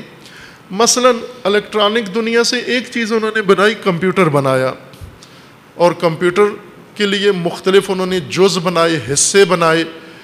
ان حصوں میں ایک جز ایسا بنایا جس کا نام رکھا ماؤس۔ وہ ماؤس انسان پہلے سے جانتا تھا ماؤس کیا ہوتا ہے، ایک شے کا نام پہلے سے تھا ماؤس۔ کس کو کہتے تھے ماؤس آپ پہلے؟ چوہے کو، چوہا ماؤس تھا آپ کا۔ اب ایک نئی چیز ٹیکنالوجی نے بنائی، الیکٹرانک، اور وہ وسیلہ، اس کا نام رکھا ماؤس۔ اب جو لوگ ڈٹے ہوئے ہیں بہشت پر کہ جو کچھ یہاں ہے یہی وہاں ہوگا، یہ یہاں آ کر بھی اگر اسی طرح کی دکھائیں، حرکت کریں کہ انہیں اگر آپ کہیں ماؤس لے آئیں، فرض کریں تعلیم یافتہ ہیں، پڑھے لکھے ہیں، اور آپ انہیں کہیں کہ جا کے بازار سے ماؤس لے آئیں، تو یہ کیا لے آئیں گے؟ چوہا لے آئیں گے آپ کے لیے۔ کیوں کہ یہ کہیں گے جی ماؤس تو چوہے کو کہتے ہیں، ڈکشنری بھی لے آئیں گے ساتھ کہ یہ دیکھیں ڈکشنری میں بھی لکھا ہوا ہے ماؤس چوہا ہے، ایسا ہی ہے۔ وہ جو رائج بولی ہے اس کے اندر ماؤس چوہے کو کہتے ہیں، لیکن علم نے اسی اصطلاح کو اٹھایا ہے اور ایک الیکٹرانک مشین کے لیے اس کو استعمال کیا ہے لفظ، اور ان کی مراد اب چوہا نہیں ہے، دونوں کا نام ماؤس ہے۔ لیکن یہ ماؤس کہاں، الیکٹرانک ماؤس، اور وہ جنگلی ماؤس یا گھریلو ماؤس جو چائنا والے کھاتے ہیں رغبت کے ساتھ، وہ کہاں؟ عزیزان، بہشتی حقیقتیں اس لیے ہمیں سمجھ میں نہیں آتی کہ ہم آخرت شناس نہیں ہیں، آخرت فہم نہیں ہیں۔ اخروی حقائق دنیاوی زبان میں ہمارے سامنے پیش کیے گئے، یعنی موس ہمیں بتایا گیا کہ آخرت میں موس ہوگا، تو ہم سمجھے چوہا ہی ہوگا وہ، اس لیے چوہا کی تیاریاں کر کے بیٹھے ہوئے ہیں، جبکہ وہاں موس بہشتی موس ہوگا، اخروی موس ہوگا۔ زبان آپ کی استعمال کی گئی ہے، روزمرہ کی حقائق اخروی و نورانی حقائق ہیں۔ اس بولی سے آپ توہم میں نہ پڑ جائیں کہ ہماری زندگی کا مقصود آخرت، ساری زندگی محنت کریں، یہاں تقوی، زہد، پرہیزگاری اختیار کریں، یہاں کم کھائیں، یہاں کچھ نہ کھائیں، کیوں کہ وہاں زیادہ کھائیں جا کر۔ یہ کوئی عمل ہے کہ یہاں کم کھاؤ وہاں زیادہ کھاؤ؟ اگر کسی کو کہا جائے کہ صبح کم کھاؤ تاکہ شام کو زیادہ کھاؤ، کوئی ایسا ڈاکٹر نکلے جو اپنے مریضوں کو یہ کہے کہ صبح کم کھایا کرو اور رات کو دبا کے کھایا کرو، اتنے کھاؤ کہ اٹھ بھی نہ سکو آپ، تو یہ تو نہیں علاج کر رہا۔ یہ کیا کہہ رہے ہو، ایک ٹائم کا کھانا کم کرا کے دوسرے ٹائم کا کھانا زیادہ کر دیا۔ اب نعمتیں وہی ہیں، یہاں پر کسی عورت پہ نگاہ بھی نہ رکھو، اب یہاں یہ ہے نامحرم پہ نگاہ بھی نہ رکھو، عورت پہ نگاہ بھی نہ رکھو، یہ تقویٰ ہے، یہ زہد ہے۔ اب اس کے بدلے میں کیا ہوگا؟ اس کے بدلے میں ایک لشکر پورا آخرت میں عورتوں کا مل جائے گا آپ کو، حوروں کا۔ اب یہ کیا تقویٰ ہے کہ ادھر انسان لگا رہے عورتوں کے اندر ہی، حوروں کے اندر ہی مصروف رہے؟ یہ کیا مردانگی ہے؟ وہ حوریں، بارہا عرض کیا ہے، حور کا مطلب روایات کے اندر ذکر ہوا ہے، انسان کے اعمال کا تجسم ہے بہشت، انسان کے اپنے عمل کا تجسم ہے جہنم، ہماری کارکردگی ہے دراصل جنت و جہنم، اپنی ہی کارکردگی ہے، محصول ہے، رزلٹ ہے بہشت، اور دوزخ ہماری اپنی کارکردگی ہے، جو کچھ کیا تھا وہاں وہ مجسم شکل میں ہمیں نظر بھی آئے گا اور ہم اسے لمس بھی کریں گے، حس بھی کریں گے، اس کو دیکھیں گے، قابل انکار نہیں ہوگا۔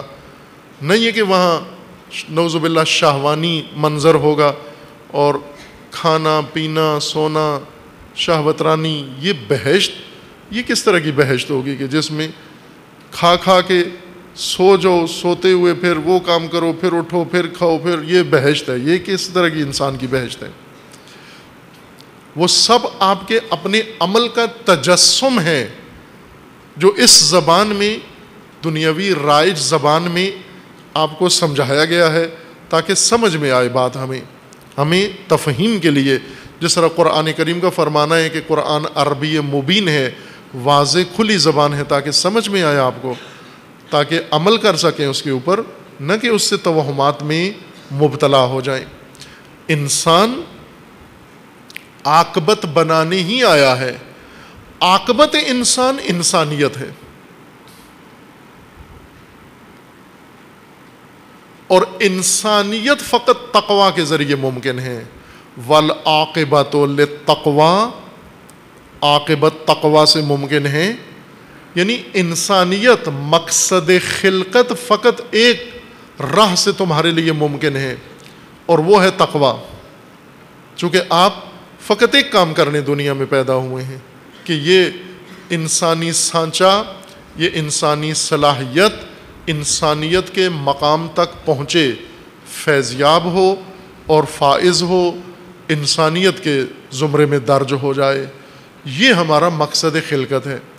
قرآن اسی کی تفسیر کر رہا ہے. تقوی یہی ارمغان انسان کے لیے فراہم کرتا ہے. تقوی کا محصول باہر سے اناج کی بوریاں اور باہر بنے ہوئے فلیٹ نہیں ہیں عزیز من. تقوی کا محصول آپ کی ذات کے اندر ہے. تقوی کا محصول آپ خود ہیں. والعاقبۃ للتقوی، یعنی انسان کی عاقبت، انسانی عاقبت، مومن کی عاقبت فقط تقوی کے ذریعے ممکن ہے. اور تقوی کے بغیر باقی توہمات ہیں. متبادل راہیں تقوی کے لیے خدا نے نہیں چھوڑی، مقرر نہیں کی. تقوی کے متبادل راہوں پر فقط ہلاکت اور تباہی ہے، اور وہ بھی زندگی کے تمام شعبوں میں کہ یہ تصور کرنا ابھی ہمارے لیے مشکل ہے. جیسے چھوٹے بچے کو، نابالغ بچہ ہو چھوٹا، آج کل کے ڈیجیٹل نسل البتہ ان کے بارے میں نہیں کچھ یقین سے کہا جا سکتا کہ وہ ساری حقائق سمجھتے ہیں مثلا ابھی اس وقت. لیکن آپ فرض کر لیں ایک نارمل بچہ جو ابھی ان آفات میں مبتلا نہیں ہوا، چھوٹا بچہ 2-2.5 سال کا، اسے آپ بتاتے ہیں شادی ہو رہی ہے، آپ کے خاندان میں کسی کی شادی ہے، بہن بھائی کی، تو اتنا تو سمجھ لیتا ہے شادی ہے، لیکن اس سے آگے اس کا کوئی تصور نہیں ہوتا شادی کیا ہے. لہٰذا بچہ جب پیدا ہوتا ہے تو چھوٹے بچہ جب دیکھتا ہے نیا نومولود آیا ہے، وہ پوچھتا ہے یہ کہاں سے آیا ہے.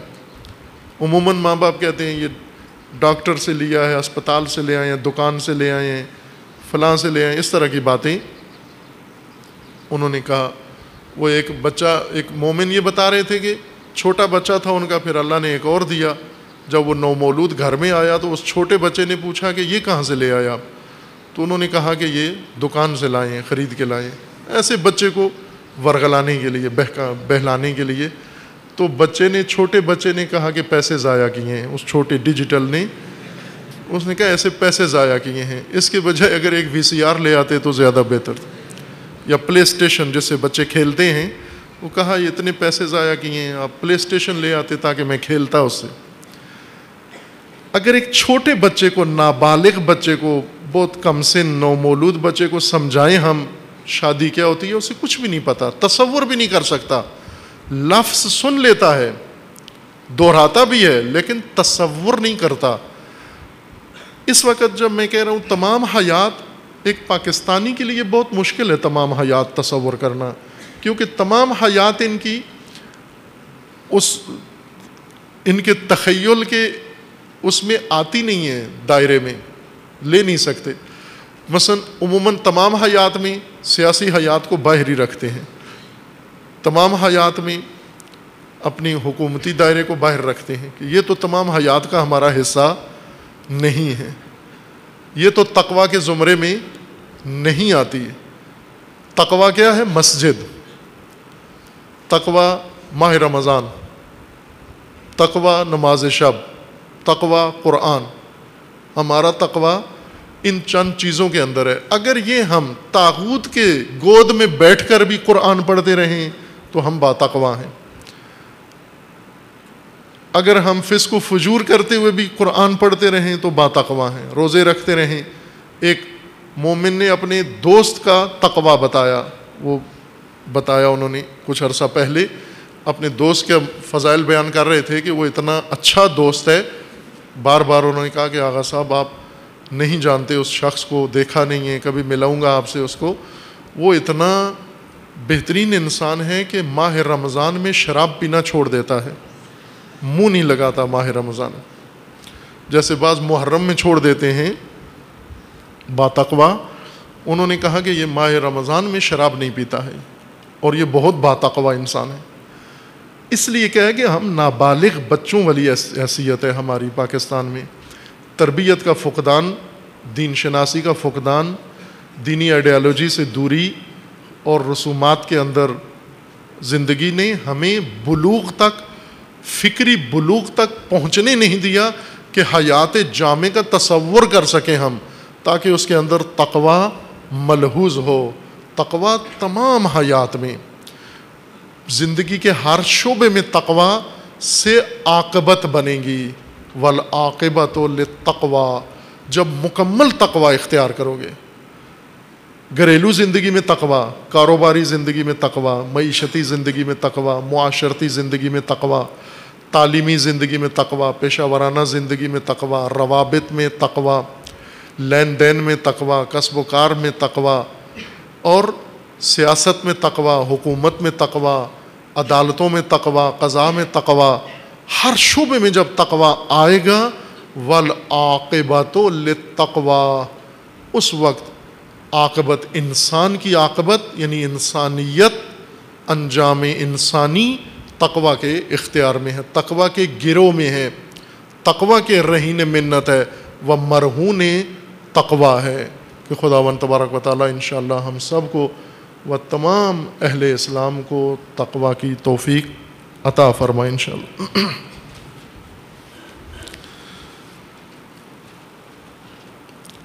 بھلے حالات حاضرہ میں متعدد مسائل و موضوعات ہیں جن میں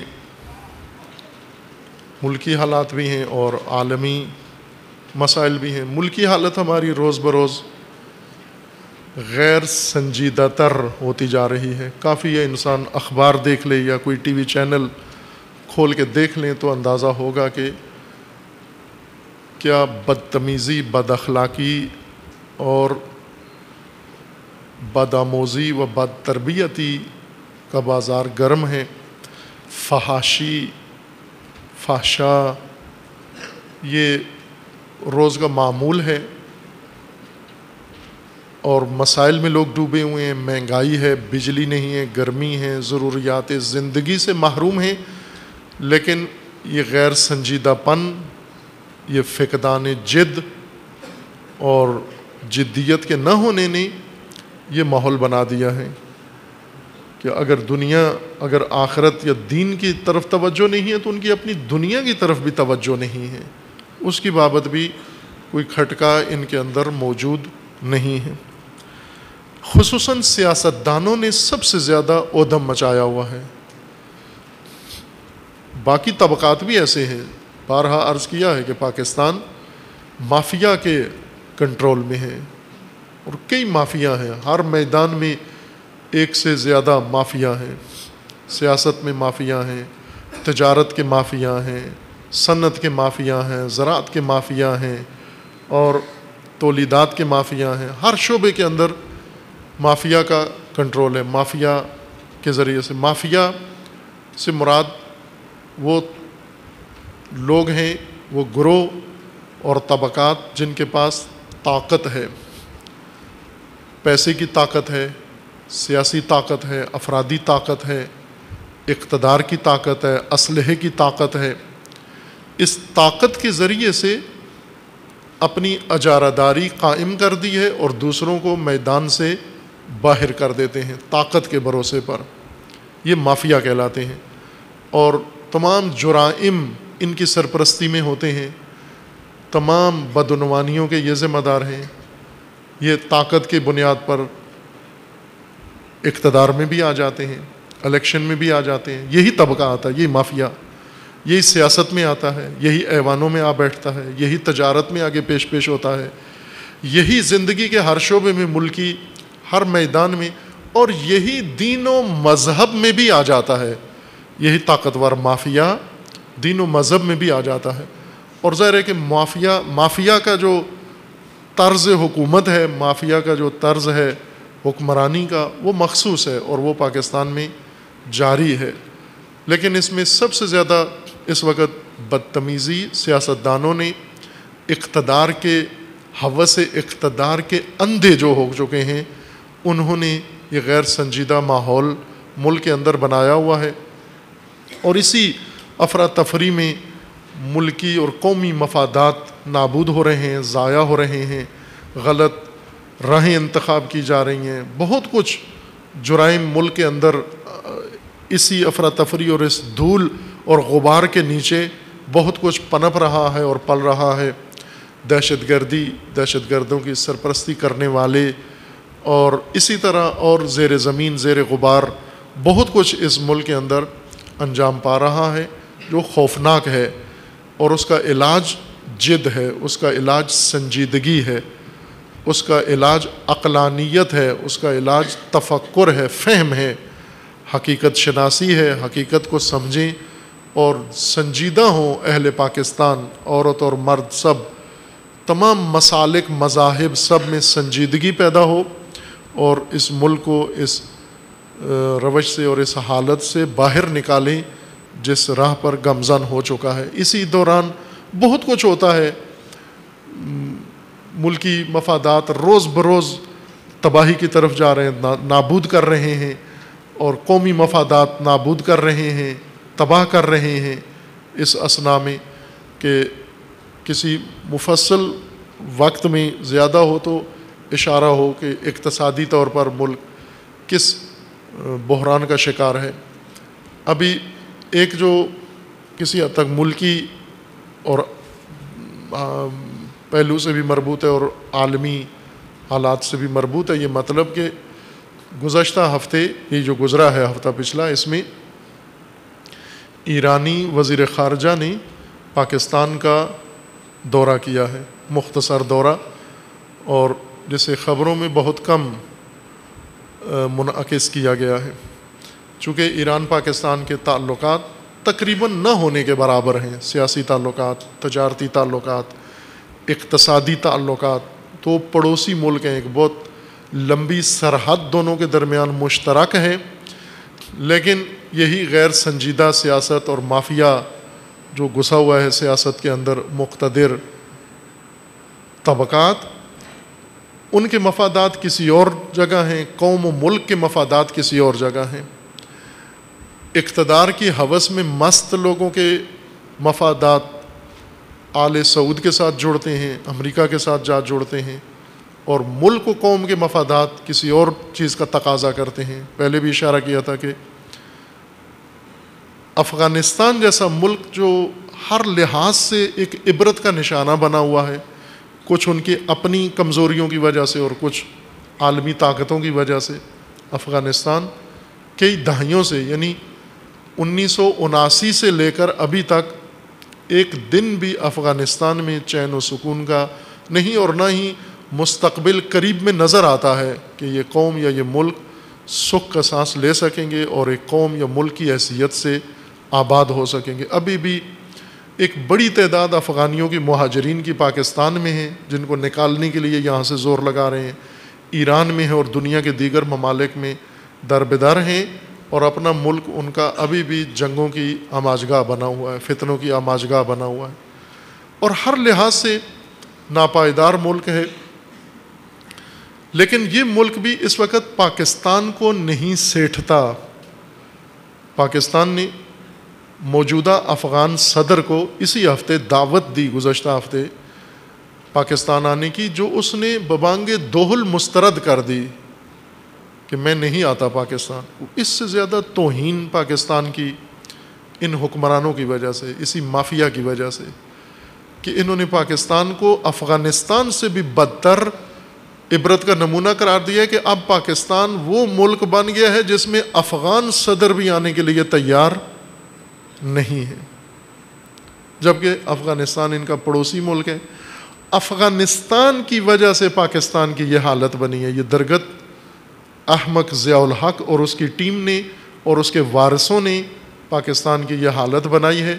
افغانستان کے اوپر قربان ہوا ہے پاکستان، اور آج اس نقطے پہ جا پہنچا ہے کہ افغان صدر کھل مکھلا اعلان کرتا ہے کہ میں پاکستان دورے پہ نہیں آتا، اور پہلے بھی نہیں آیا۔ آپ کو معلوم ہے پہلے ایک سارک ممالک کی کانفرنس پاکستان میں ہر سال ہوتی ہے ایک ملک کے اندر، جب پاکستان کی باری آئی تھی تو بنگلہ دیش اور افغانستان نے بائیکاٹ کیا کہ ہم پاکستان میں شرکت نہیں کریں گے، وہ کانفرنس کینسل ہو گئی۔ اور یہ بہت بڑی خفت ہے، رسوائی ہے عالمی دنیا کے اندر کہ چھوٹے چھوٹے ملک یہ آئیں اور پاکستان کی سیاست کا اس طرح سے تضحیق کریں۔ در حقیقت یہ مضحکہ ان مافیا نے بنایا ہے، اقتدار بازوں نے بنایا ہے اور اقتدار پرستوں نے بنایا ہے، جس میں سب شامل ہیں۔ ایرانی وزیر خارجہ چونکہ تعلقات نہیں ہیں، افغانستان کے ساتھ تعلقات نہیں ہیں، اس حد تک خراب ہیں کہ افغان صدر دورے کے لیے نہیں آ رہا، اور دوسرا ملک ہے جو ہمیشہ پاکستان کے ساتھ رہا ہے، ہمدرد رہا ہے، پاکستان اس کا ساتھ دیتا رہا ہے. اچھی تاریخ پاکستان ایرانی روابط کی تھی، لیکن موجودہ اس دور میں چند سالوں سے یہ حالات کشیدہ ہوئے اور بالکل تعلقات نہ ہونے کے برابر ہیں. صرف ایک رسوماتی طور پر ان کے سفیر ادھر ہیں اور ان کے سفیر ادھر ہیں، باقی کسی چیز میں لین دین میں کچھ بھی آپس میں معادلات نہیں ہیں. اور وہ آئے ادھر آ کر مذاکرات کیے، چونکہ پچھلے ہفتے ایرانی بارڈر پر ایرانی فورسز کے کوئی 8-9 آدمی قتل کر دیے گئے، اور وہ حملہ ور پاکستان سے گئے تھے جنہوں نے جیش العدل یا جند العدل کے نام سے کسی گروہ نے وہاں حملہ کیا. تو وہ گلہ کرنے آئے تھے، شکوہ کرنے آئے کہ آپ کے بارڈر سے ہم پر حملے ہوتے ہیں. اور مذاکرات کر کے جو اخبار میں بات آئی وہ یہ کہ ہاٹ لائن دونوں ملکوں میں قائم ہو گئی ہے. ہاٹ لائن کا مراد یہ ہوتی ہے کہ دونوں ملکوں کے فوجوں میں یا فورسز کے درمیان ایک رابطہ ٹیلی فونی ہوگا حادثات کی صورت میں. جب حادثہ کوئی ہو جائے گا کسی ملک کے بارڈر پر تو وہ فوراً فون پر ان کو اطلاع دیں گے، ان سے مدد لیں گے. دو پڑوسی ملک ہیں اور دو پڑوسی ملکوں کے ہاٹ لائن پر رابطہ ہے صرف. یہ تو رابطہ نہ ہوا، یہ دونوں ملکوں کے ضرر میں ہے، دونوں ملکوں کے لیے نقصان دہ ہے کہ پڑوسی ملک. اور ظاہر ہے پالیسیاں ہیں اس میں. اگر جب تک معاہدہ ہوا ایران پاکستان کا گیس کا، وہ گیس پاکستان کے بارڈر پہ پائپ پہنچی ہوئی ہے وہ لائن، اور پاکستان کے اندر تک ایرانی کمپنیوں نے وعدہ کیا کہ ہم گیس پہنچانے کے لیے تیار ہیں، لیکن آل سعود کے دباؤ کی وجہ سے اور امریکہ کے دباؤ کی وجہ سے پاکستان جو ملکی مفاد میں اور قومی مفاد میں ہے کہ اس وقت پاکستان میں بحران ہے انرجی کا، بجلی نہیں ہے اور بہت کچھ نہیں ہے.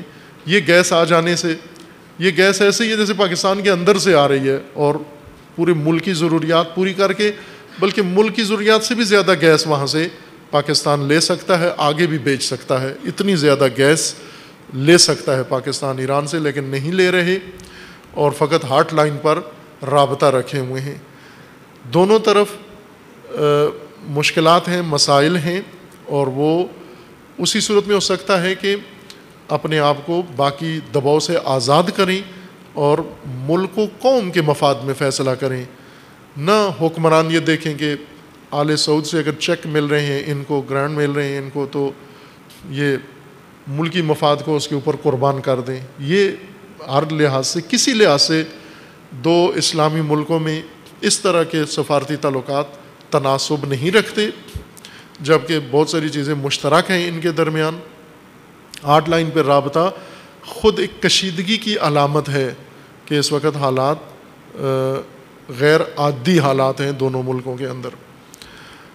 ظاہر ہے یہاں جو پالیسیاں ہیں، یہاں سے آل سعود کے ساتھ جو کچھ گٹھ جوڑ ہو رہا ہے اس کا اثر پڑتا ہے عالمی حالات کے اوپر اور پڑ رہا ہے. اور پاکستان افغانستان کی حماقت کے اثر سے ابھی تک آزاد نہیں ہوا اور نئی حماقت کرنے جا رہے ہیں، اور اس کی ابتدائیات ہیں اور شروع ہیں. اسی دھول میں اور غبار میں کبھی بحرین سے آتے ہیں. وہ بحرین میں اپنے عوام، شیعہ عوام کی سرکوبی کے لیے پاکستان سے ریکروٹنگ جاری ہے.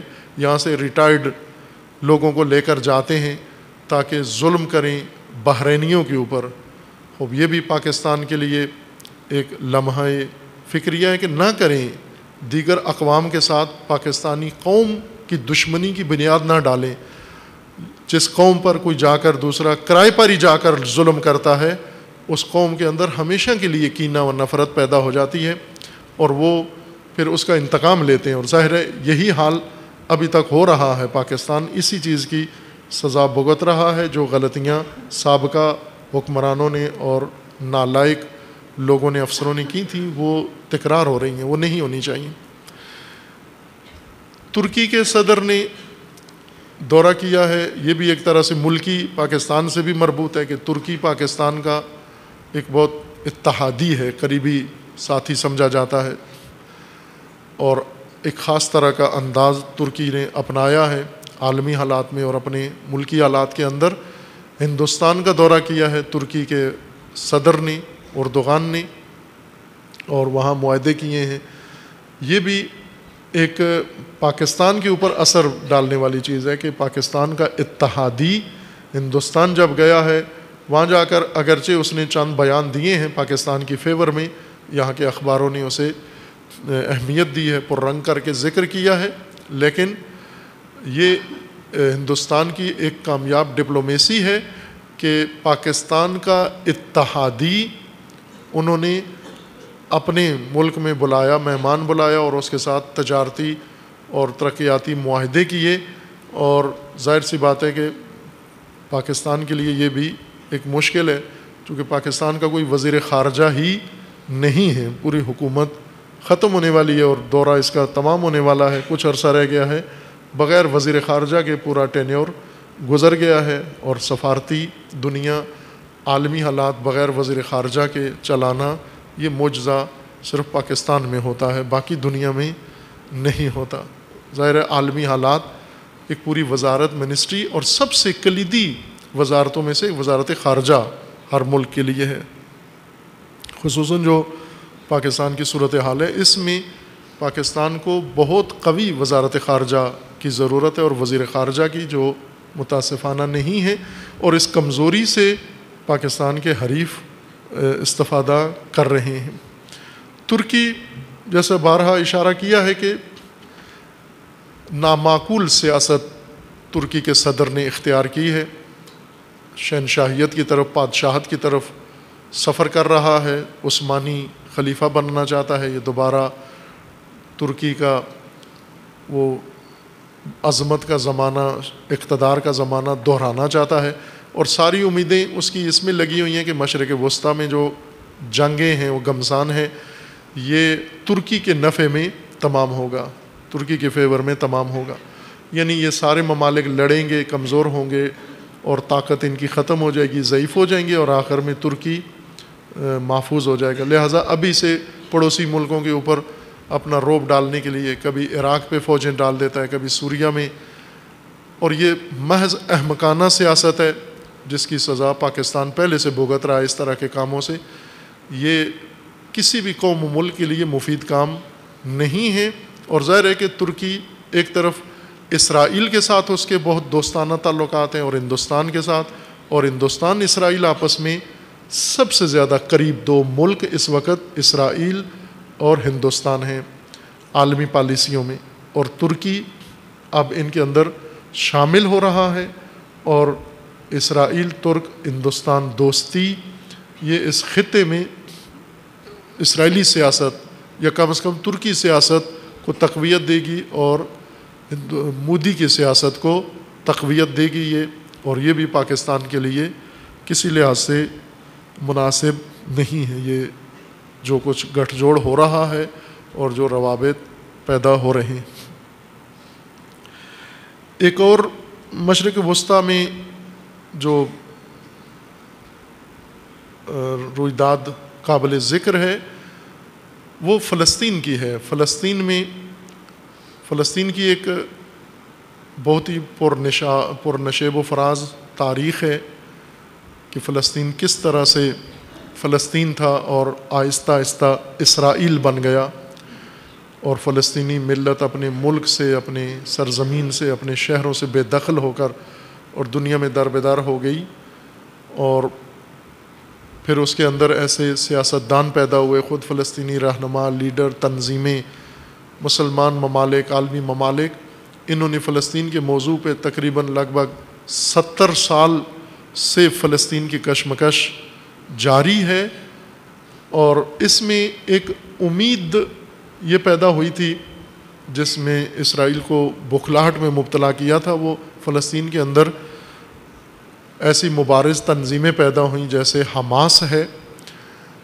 اور انہوں نے فلسطین کے بارے میں صحیح موقف اپنایا اسرائیل کے متعلق، جبکہ باقی فلسطینی تنظیموں نے خیانت کی فلسطین کے خلاف، اور اپنے وقتی اقتدار یا قیادت کو ترجیح دی ملکی و قومی مفادات کے اوپر، اور سخت خیانت کی، جیسے یاسر عرفات اور اس کے جانشینوں نے کی ہے اور کر رہے ہیں، محمود عباس. لیکن اس وقت حماس نے ایک اہم پینترا بدلا ہے، اور وہ یہ کہ انہوں نے اپنا منشور تبدیل کیا ہے. حماس اخوان المسلمون کی شاخ تھی. مصر میں مسلمانوں کے اندر جو مسلحانہ تحریک جو چلی، بیداری کی تحریک چلی مسلمانوں میں، سیاسی شعور اور حکومتی شعور بیدار کرنے کے لیے، یہ سب سے پہلے مصر میں شروع ہوا یہ کام، آج سے تقریباً 100-125 سال پہلے. اور ایک جماعت وجود میں آئی وہاں اس وقت کے اس کے لیڈروں کی تعلیمات کے نتیجے میں اور کوششوں کے نتیجے میں، جنہوں نے الاخوان المسلمون نام رکھا اس تنظیم کا، اور مصر کے اندر اور مصر سے باہر عرب ممالک میں اس کی شاخیں انہوں نے قائم کی. اور تدریجاً یہی نظریہ آہستہ آہستہ، جس کو آج تشدد والا مذہب کہا جاتا ہے اور شدت پسندانہ روشیں، وہ اسی تنظیم کی طرف نسبت دی جاتی ہیں کہ انہوں نے رواج دیا اور ان کی تعلیمات سے عام ہوئیں. پاکستان میں بھی ان سے متاثر ہو کر جماعت بنی، جماعت اسلامی. پھر جماعت اسلامی سے متاثر ہو کر تمام مسالک کے اندر سیاسی مذہبی جماعتیں بننا شروع ہوئیں. ان سب کی ماں تمام مسلمان ممالک کے اندر سیاسی مذہبی جماعتیں جو اقتدار کے حصول میں مصروف ہیں، ان سب کی ماں یہی تنظیم ہے.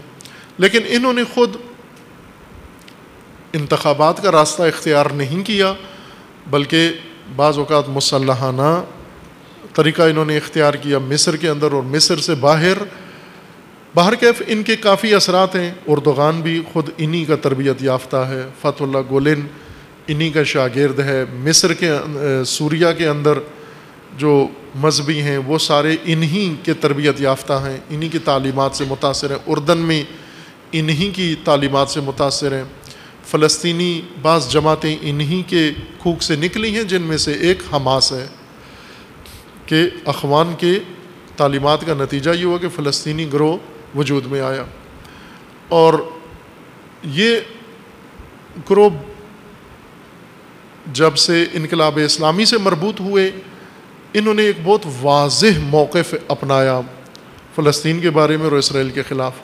اور یہی وہ چیز تھی جس نے اسرائیل کو بوکھلاہٹ میں مبتلا کیا اور اسرائیل کی حالت خطرے میں پڑی. اس سے پہلے اسرائیل اتنا بوکھلاہٹ میں کبھی مبتلا نہیں ہوا. حماس کو توڑنے کے لیے سال ہا سال سے ان کا محاصرہ کیا گیا ہے، لیکن انہوں نے مبارزہ کیا، قربانیاں دیں. اب حماس کے جو رہنما فلسطین سے باہر قطر میں مقیم ہیں، دوحہ میں، خالد مشعل، انہوں نے یہ بیانیہ اپنا تبدیل کیا ہے. یعنی کئی سالہ 20-30 سالہ بیانیہ تبدیل کر دیا مبارزے کا راستہ. اور اس میں انہوں نے تقاضا کیا ہے کہ ہم 1967 کی سرحدوں کا فلسطین اور اسرائیل قبول کرتے ہیں. یعنی 1967 میں جنگ ہوئی تھی، عرب اسرائیل جنگ، جس میں اسرائیل نے مزید علاقے عربوں کے قبضے میں لے لیے تھے. جولان کی پہاڑیاں تھیں، صحرائے سینا تھا، اور اس طرح کے اردن کا علاقہ یہ اسرائیل نے قبضے میں لے لیا تھا. اب ان کا مطالبہ یہ ہے کہ فلسطین 1967 کی سرحدوں والا جو علاقہ ہے وہ فلسطین ہونا چاہیے اور باقی حصہ اسرائیل ہونا چاہیے.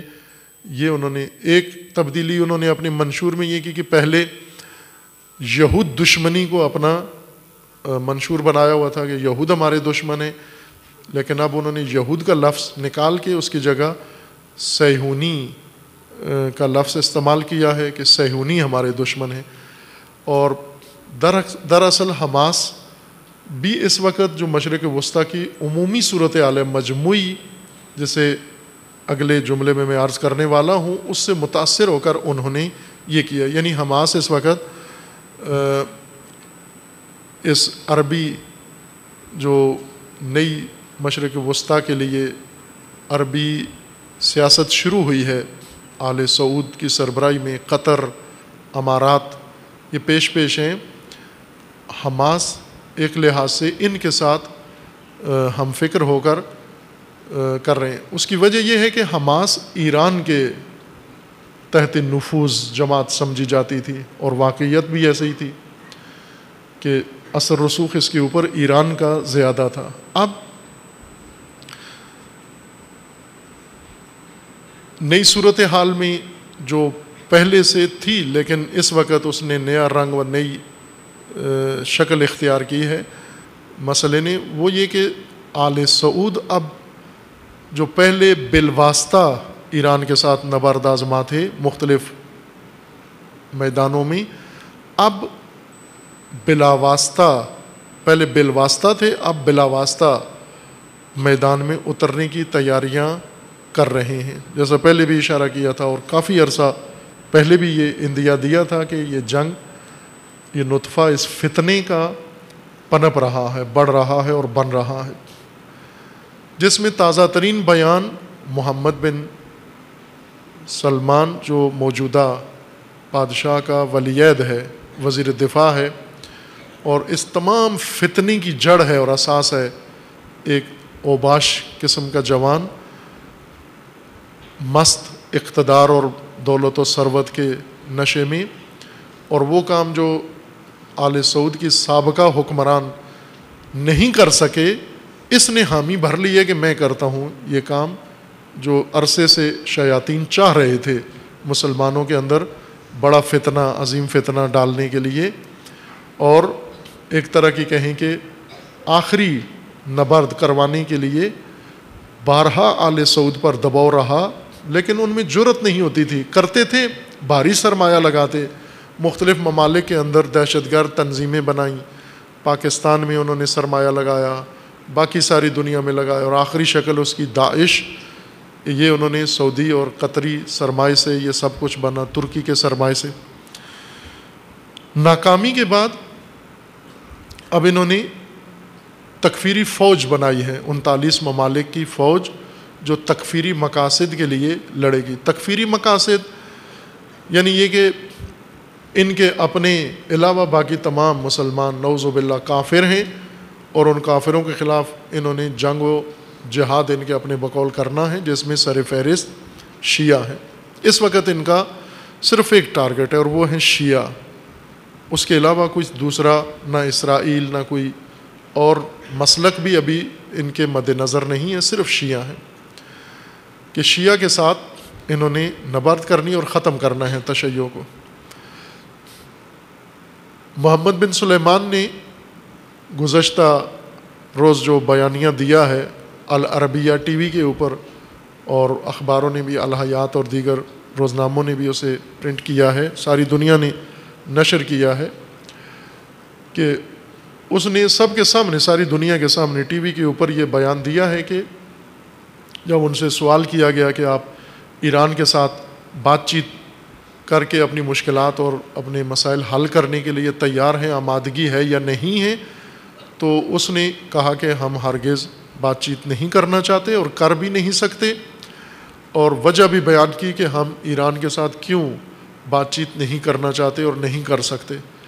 کہا کہ چونکہ ایران ایک ایسا عقیدہ رکھتا ہے جس کی وجہ سے ہم ایران سے کبھی بھی بات چیت نہیں کر سکتے اور ایران کو برداشت بھی نہیں کر سکتے، اور وہ ہے ایران کا عقیدہ مہدویت ہے کہ ایرانی معتقد ہیں ظہور امام مہدی کے، کہ وہ آئیں گے، ظہور کریں گے اور ساری دنیا پر غلبہ ان کا ہوگا، وہ پرچم حکومت بلند کریں گے، امامت کا نظام قائم ہوگا ساری دنیا پر.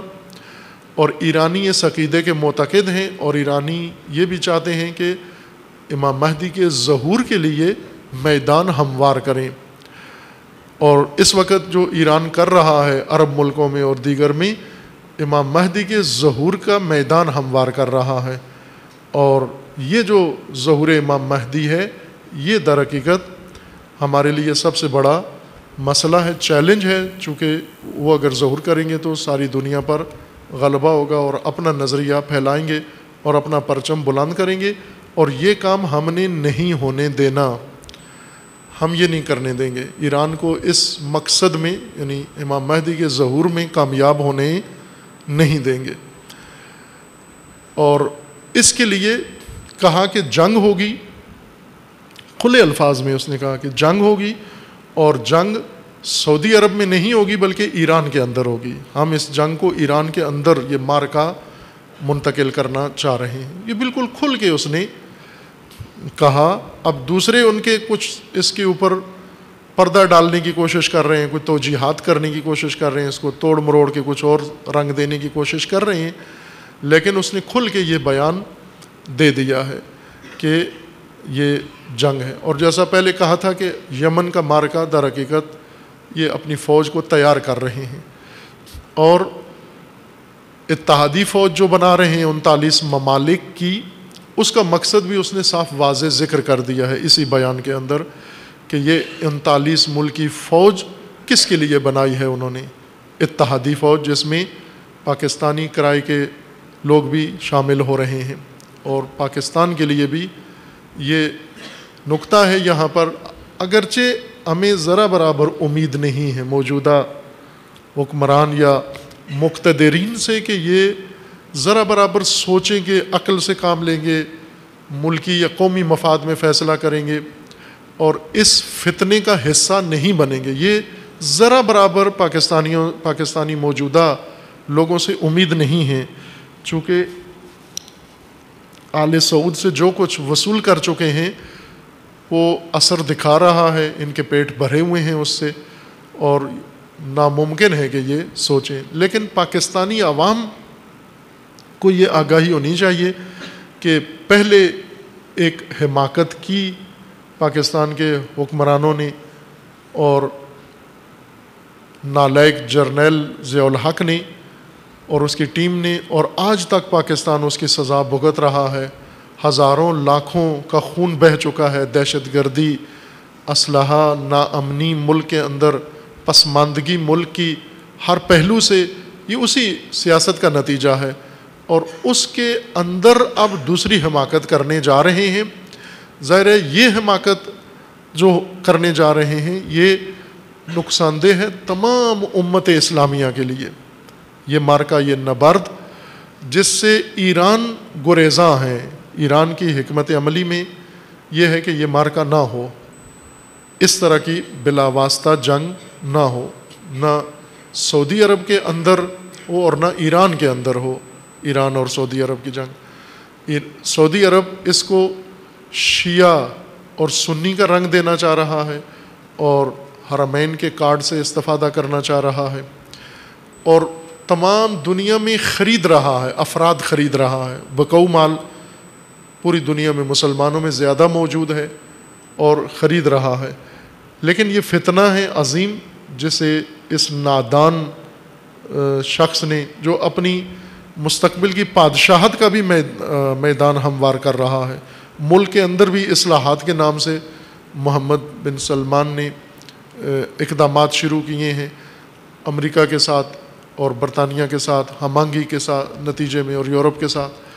چونکہ ایران سب کو کھٹکتا ہے، تشیع سب کو کھٹکتا ہے، ہر ایک کو، ترکی کو کھٹکتا ہے، یورپی یونین کو کھٹکتا ہے، امریکہ کو کھٹکتا ہے، عربوں کو کھٹکتا ہے، ہر ایک کو۔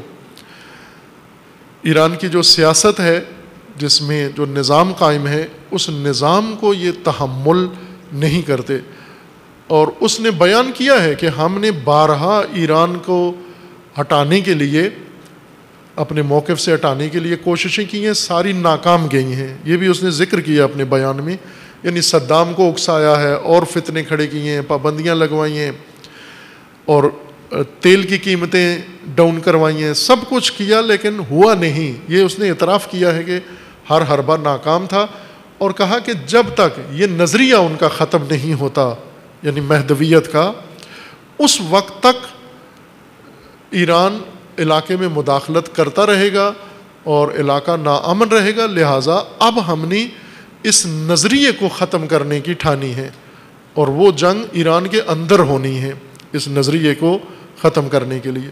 ایران نے جوابی طور پر اقوام متحدہ کو بھی خطوط لکھے ہیں اور لکھ رہے ہیں۔ یہ مکر ہے شیطان کا، ایک خام اقتدار کے نشے میں مست اور مدہوش نالائق ایک شہزادے کا، ولی عہد کا بیان ہے۔ اسے نہیں معلوم کہ جس نظام کے خاتمے کی یہ باتیں کر رہا ہے وہ اللہ کا نظام ہے، اور اس کے محافظ، اسے نہیں معلوم کہ اس کے محافظ فقط ایرانی نہیں بلکہ خدا کی ذات ہے اس کے محافظ۔ اگر یہ نظام ان بچگانہ منصوبوں سے ختم ہوتا تو یہ اسی وقت ختم ہوتا جب امریکہ نے طبس میں اپنی فوجیں اتاری تھیں، اور جب ایرانی سب سوئے ہوئے تھے اور انہیں معلوم بھی نہیں تھا کہ ان کے ساتھ ہونے والا کیا ہے۔ بہت ہی تربیت یافتہ فوج ماڈرن ٹیکنالوجی کے ساتھ تمام پیشن گوئیاں کر کے وہ جب آئے مشہد کے قریب ایک صحرا کے ایئرپورٹ میں اترے طبس کے اندر، اور وہاں سے حکم الہی سے ریت کا طوفان شروع ہوا اور وہیں پہ نابود ہوئے، غرق ہوئے، تباہ ہوئے۔ وہیں سے اس کو سمجھ جانا چاہیے کہ اس نظام کے محافظ ایرانی نہیں بلکہ اللہ کی ذات ہے۔ یہ جنگ اللہ کے خلاف شروع کرنا چاہ رہے ہیں۔ یہ جنگ اگر جیت سکتے تم تو بنو امیہ ہی یہ کر دیتے، اس نظریے کو ختم کر دیتے، یا بنو عباس ختم کر دیتے۔ وہ سب بوکھلاتے اسی سے تھے، اسی نظریے سے بوکھلاتے تھے۔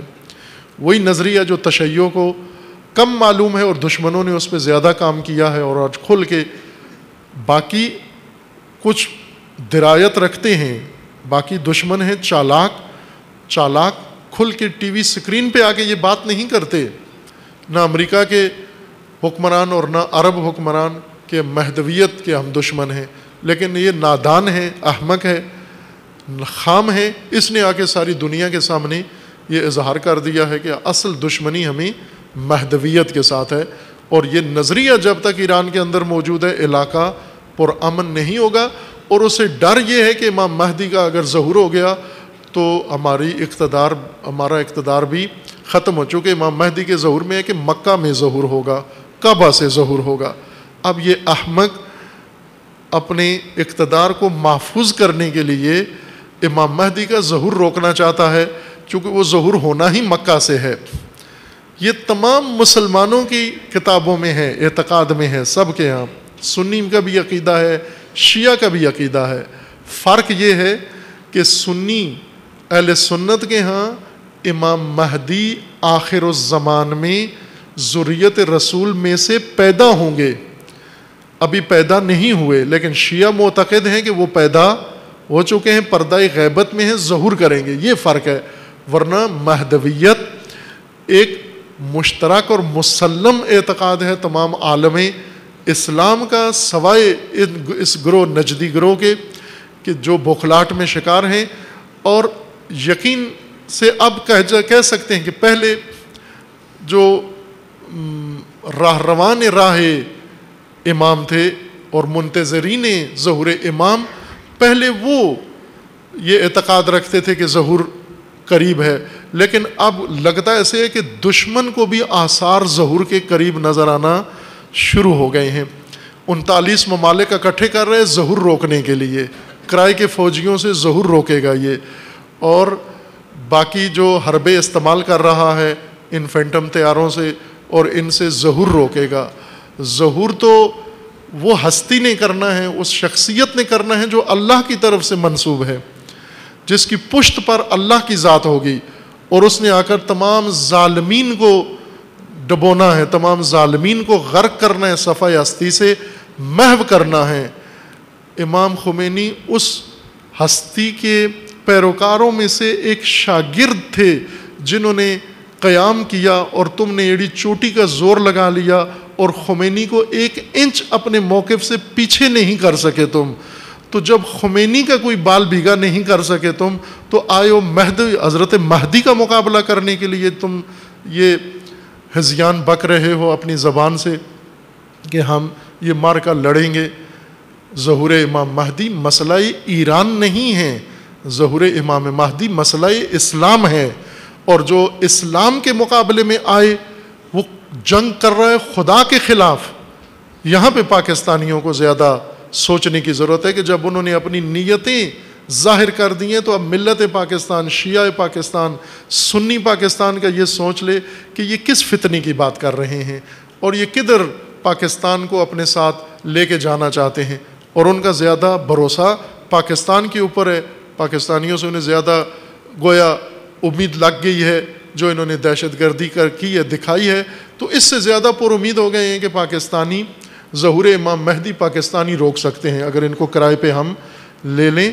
نہ عزیز من پاکستانی انشاءاللہ امام مہدی کے ہراول دستوں میں سے ہوں گے، نہ کہ دشمن امام مہدی اور آل سعود کے ہراول دستوں میں سے نہیں ہوں گے۔ یہ مسلمان لوگ ہیں اور کسی فتنے کا حصہ نہیں بنیں گے۔ یہ فتنے کا حصہ عوام پاکستان کے جو بکے ہوئے کرائے کے ہیں، خوب ظاہر ہے وہ ان کی کوئی ضمانت نہیں ہے چونکہ ان کے ضمیر مر چکے ہیں، لیکن پاکستان کے مسلمان باغیرت مسلمان ہیں، غیور مسلمان ہیں، جانتے ہیں حقیقت کو اور اس فتنے کا شکار ہرگز نہیں ہوں گے جو کھل کر انہوں نے اظہار کر دیا ہے۔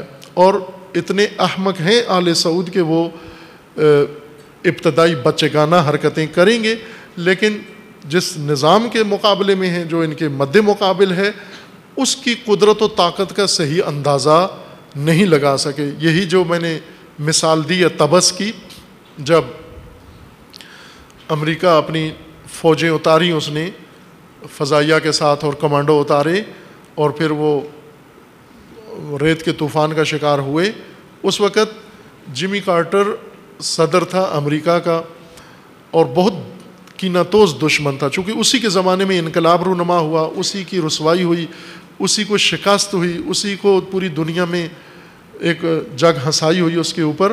اس کے دل میں بہت نفرت تھی، کینہ تھا، وہ انتقام لینا چاہتا تھا امام سے، اور اس نے یہ پلاننگ کر کے یہ فوجیں جب اتاری تو شکست جب ہوئی اور اس کو خبر ملی، اس کے آنسو نکلے، رو پڑا۔ وہ خبر کنٹرول روم میں بیٹھا ہوا تھا اور جب اسے یہ خبر ملی تو رو پڑا وہ، اور اس وقت اس نے روتے ہوئے یہ کہا کہ مجھے لگتا ہے کہ خدا بھی خمینی کے ساتھ ہے۔ یہ اعتراف دشمن کو کرنا پڑا، یہ جو سب نے لکھا ہے کارٹر کے حالات میں اور اس واقعے کی تاریخ نگاری میں سب نے لکھا ہے کہ کارٹر نے یہ کہا تھا کہ مجھے لگتا ہے کہ خدا بھی خمینی کے ساتھ ہے۔ خوب جب دشمن بھی گواہی دے دے کہ خدا خمینی کے ساتھ ہے تو ہر ایک کو پھر سمجھ جانا چاہیے اتنا واضح طور پر اللہ نے اس نظام کو بچایا ہے اور انقلاب کو بچایا ہے، تو آج اس فتنے سے بھی خداوند تعالیٰ انشاءاللہ اس نظام کو بچائے گا۔ اور معلوم نہیں ہے انہیں، وہ نادان اپنے اقتدار کی ہوس میں مبتلا ہے۔ یہ فتنہ ہے امت اسلامیہ کو آپس میں لڑانے کے لیے، تقسیم کرنے کے لیے، نابود کرنے کے لیے بھرپور اسلحہ بیچا انہوں نے ان عرب ممالک کو، تیاری کر کے ان کی فوجوں کو ٹرین کر رہے ہیں تاکہ انہیں ایران کے خلاف اور ایران ان کے خلاف لڑے، اور دونوں طرف سے اس طرح مسلمان ملک اور مسلمان حکومتیں اور عوام آپس میں اس فتنے کا شکار ہو جائیں۔ لیکن یہ ہمیں یقین ہے الحمدللہ اس مدت میں، 40 سالہ مدت میں، کہ انقلاب کی قیادت نے بھرپور بصیرت کا ثبوت دیا ہے ہر موقع پہ، ہر بحران پر، اندرونی بحران ہو یا عالمی بحران ہو، اور ان تمام بحرانوں سے انقلاب کی قیادت نے انقلاب کو سرخرو نکالا ہے اور امت اسلامیہ کا تحفظ کیا ہے ہر موقع پر۔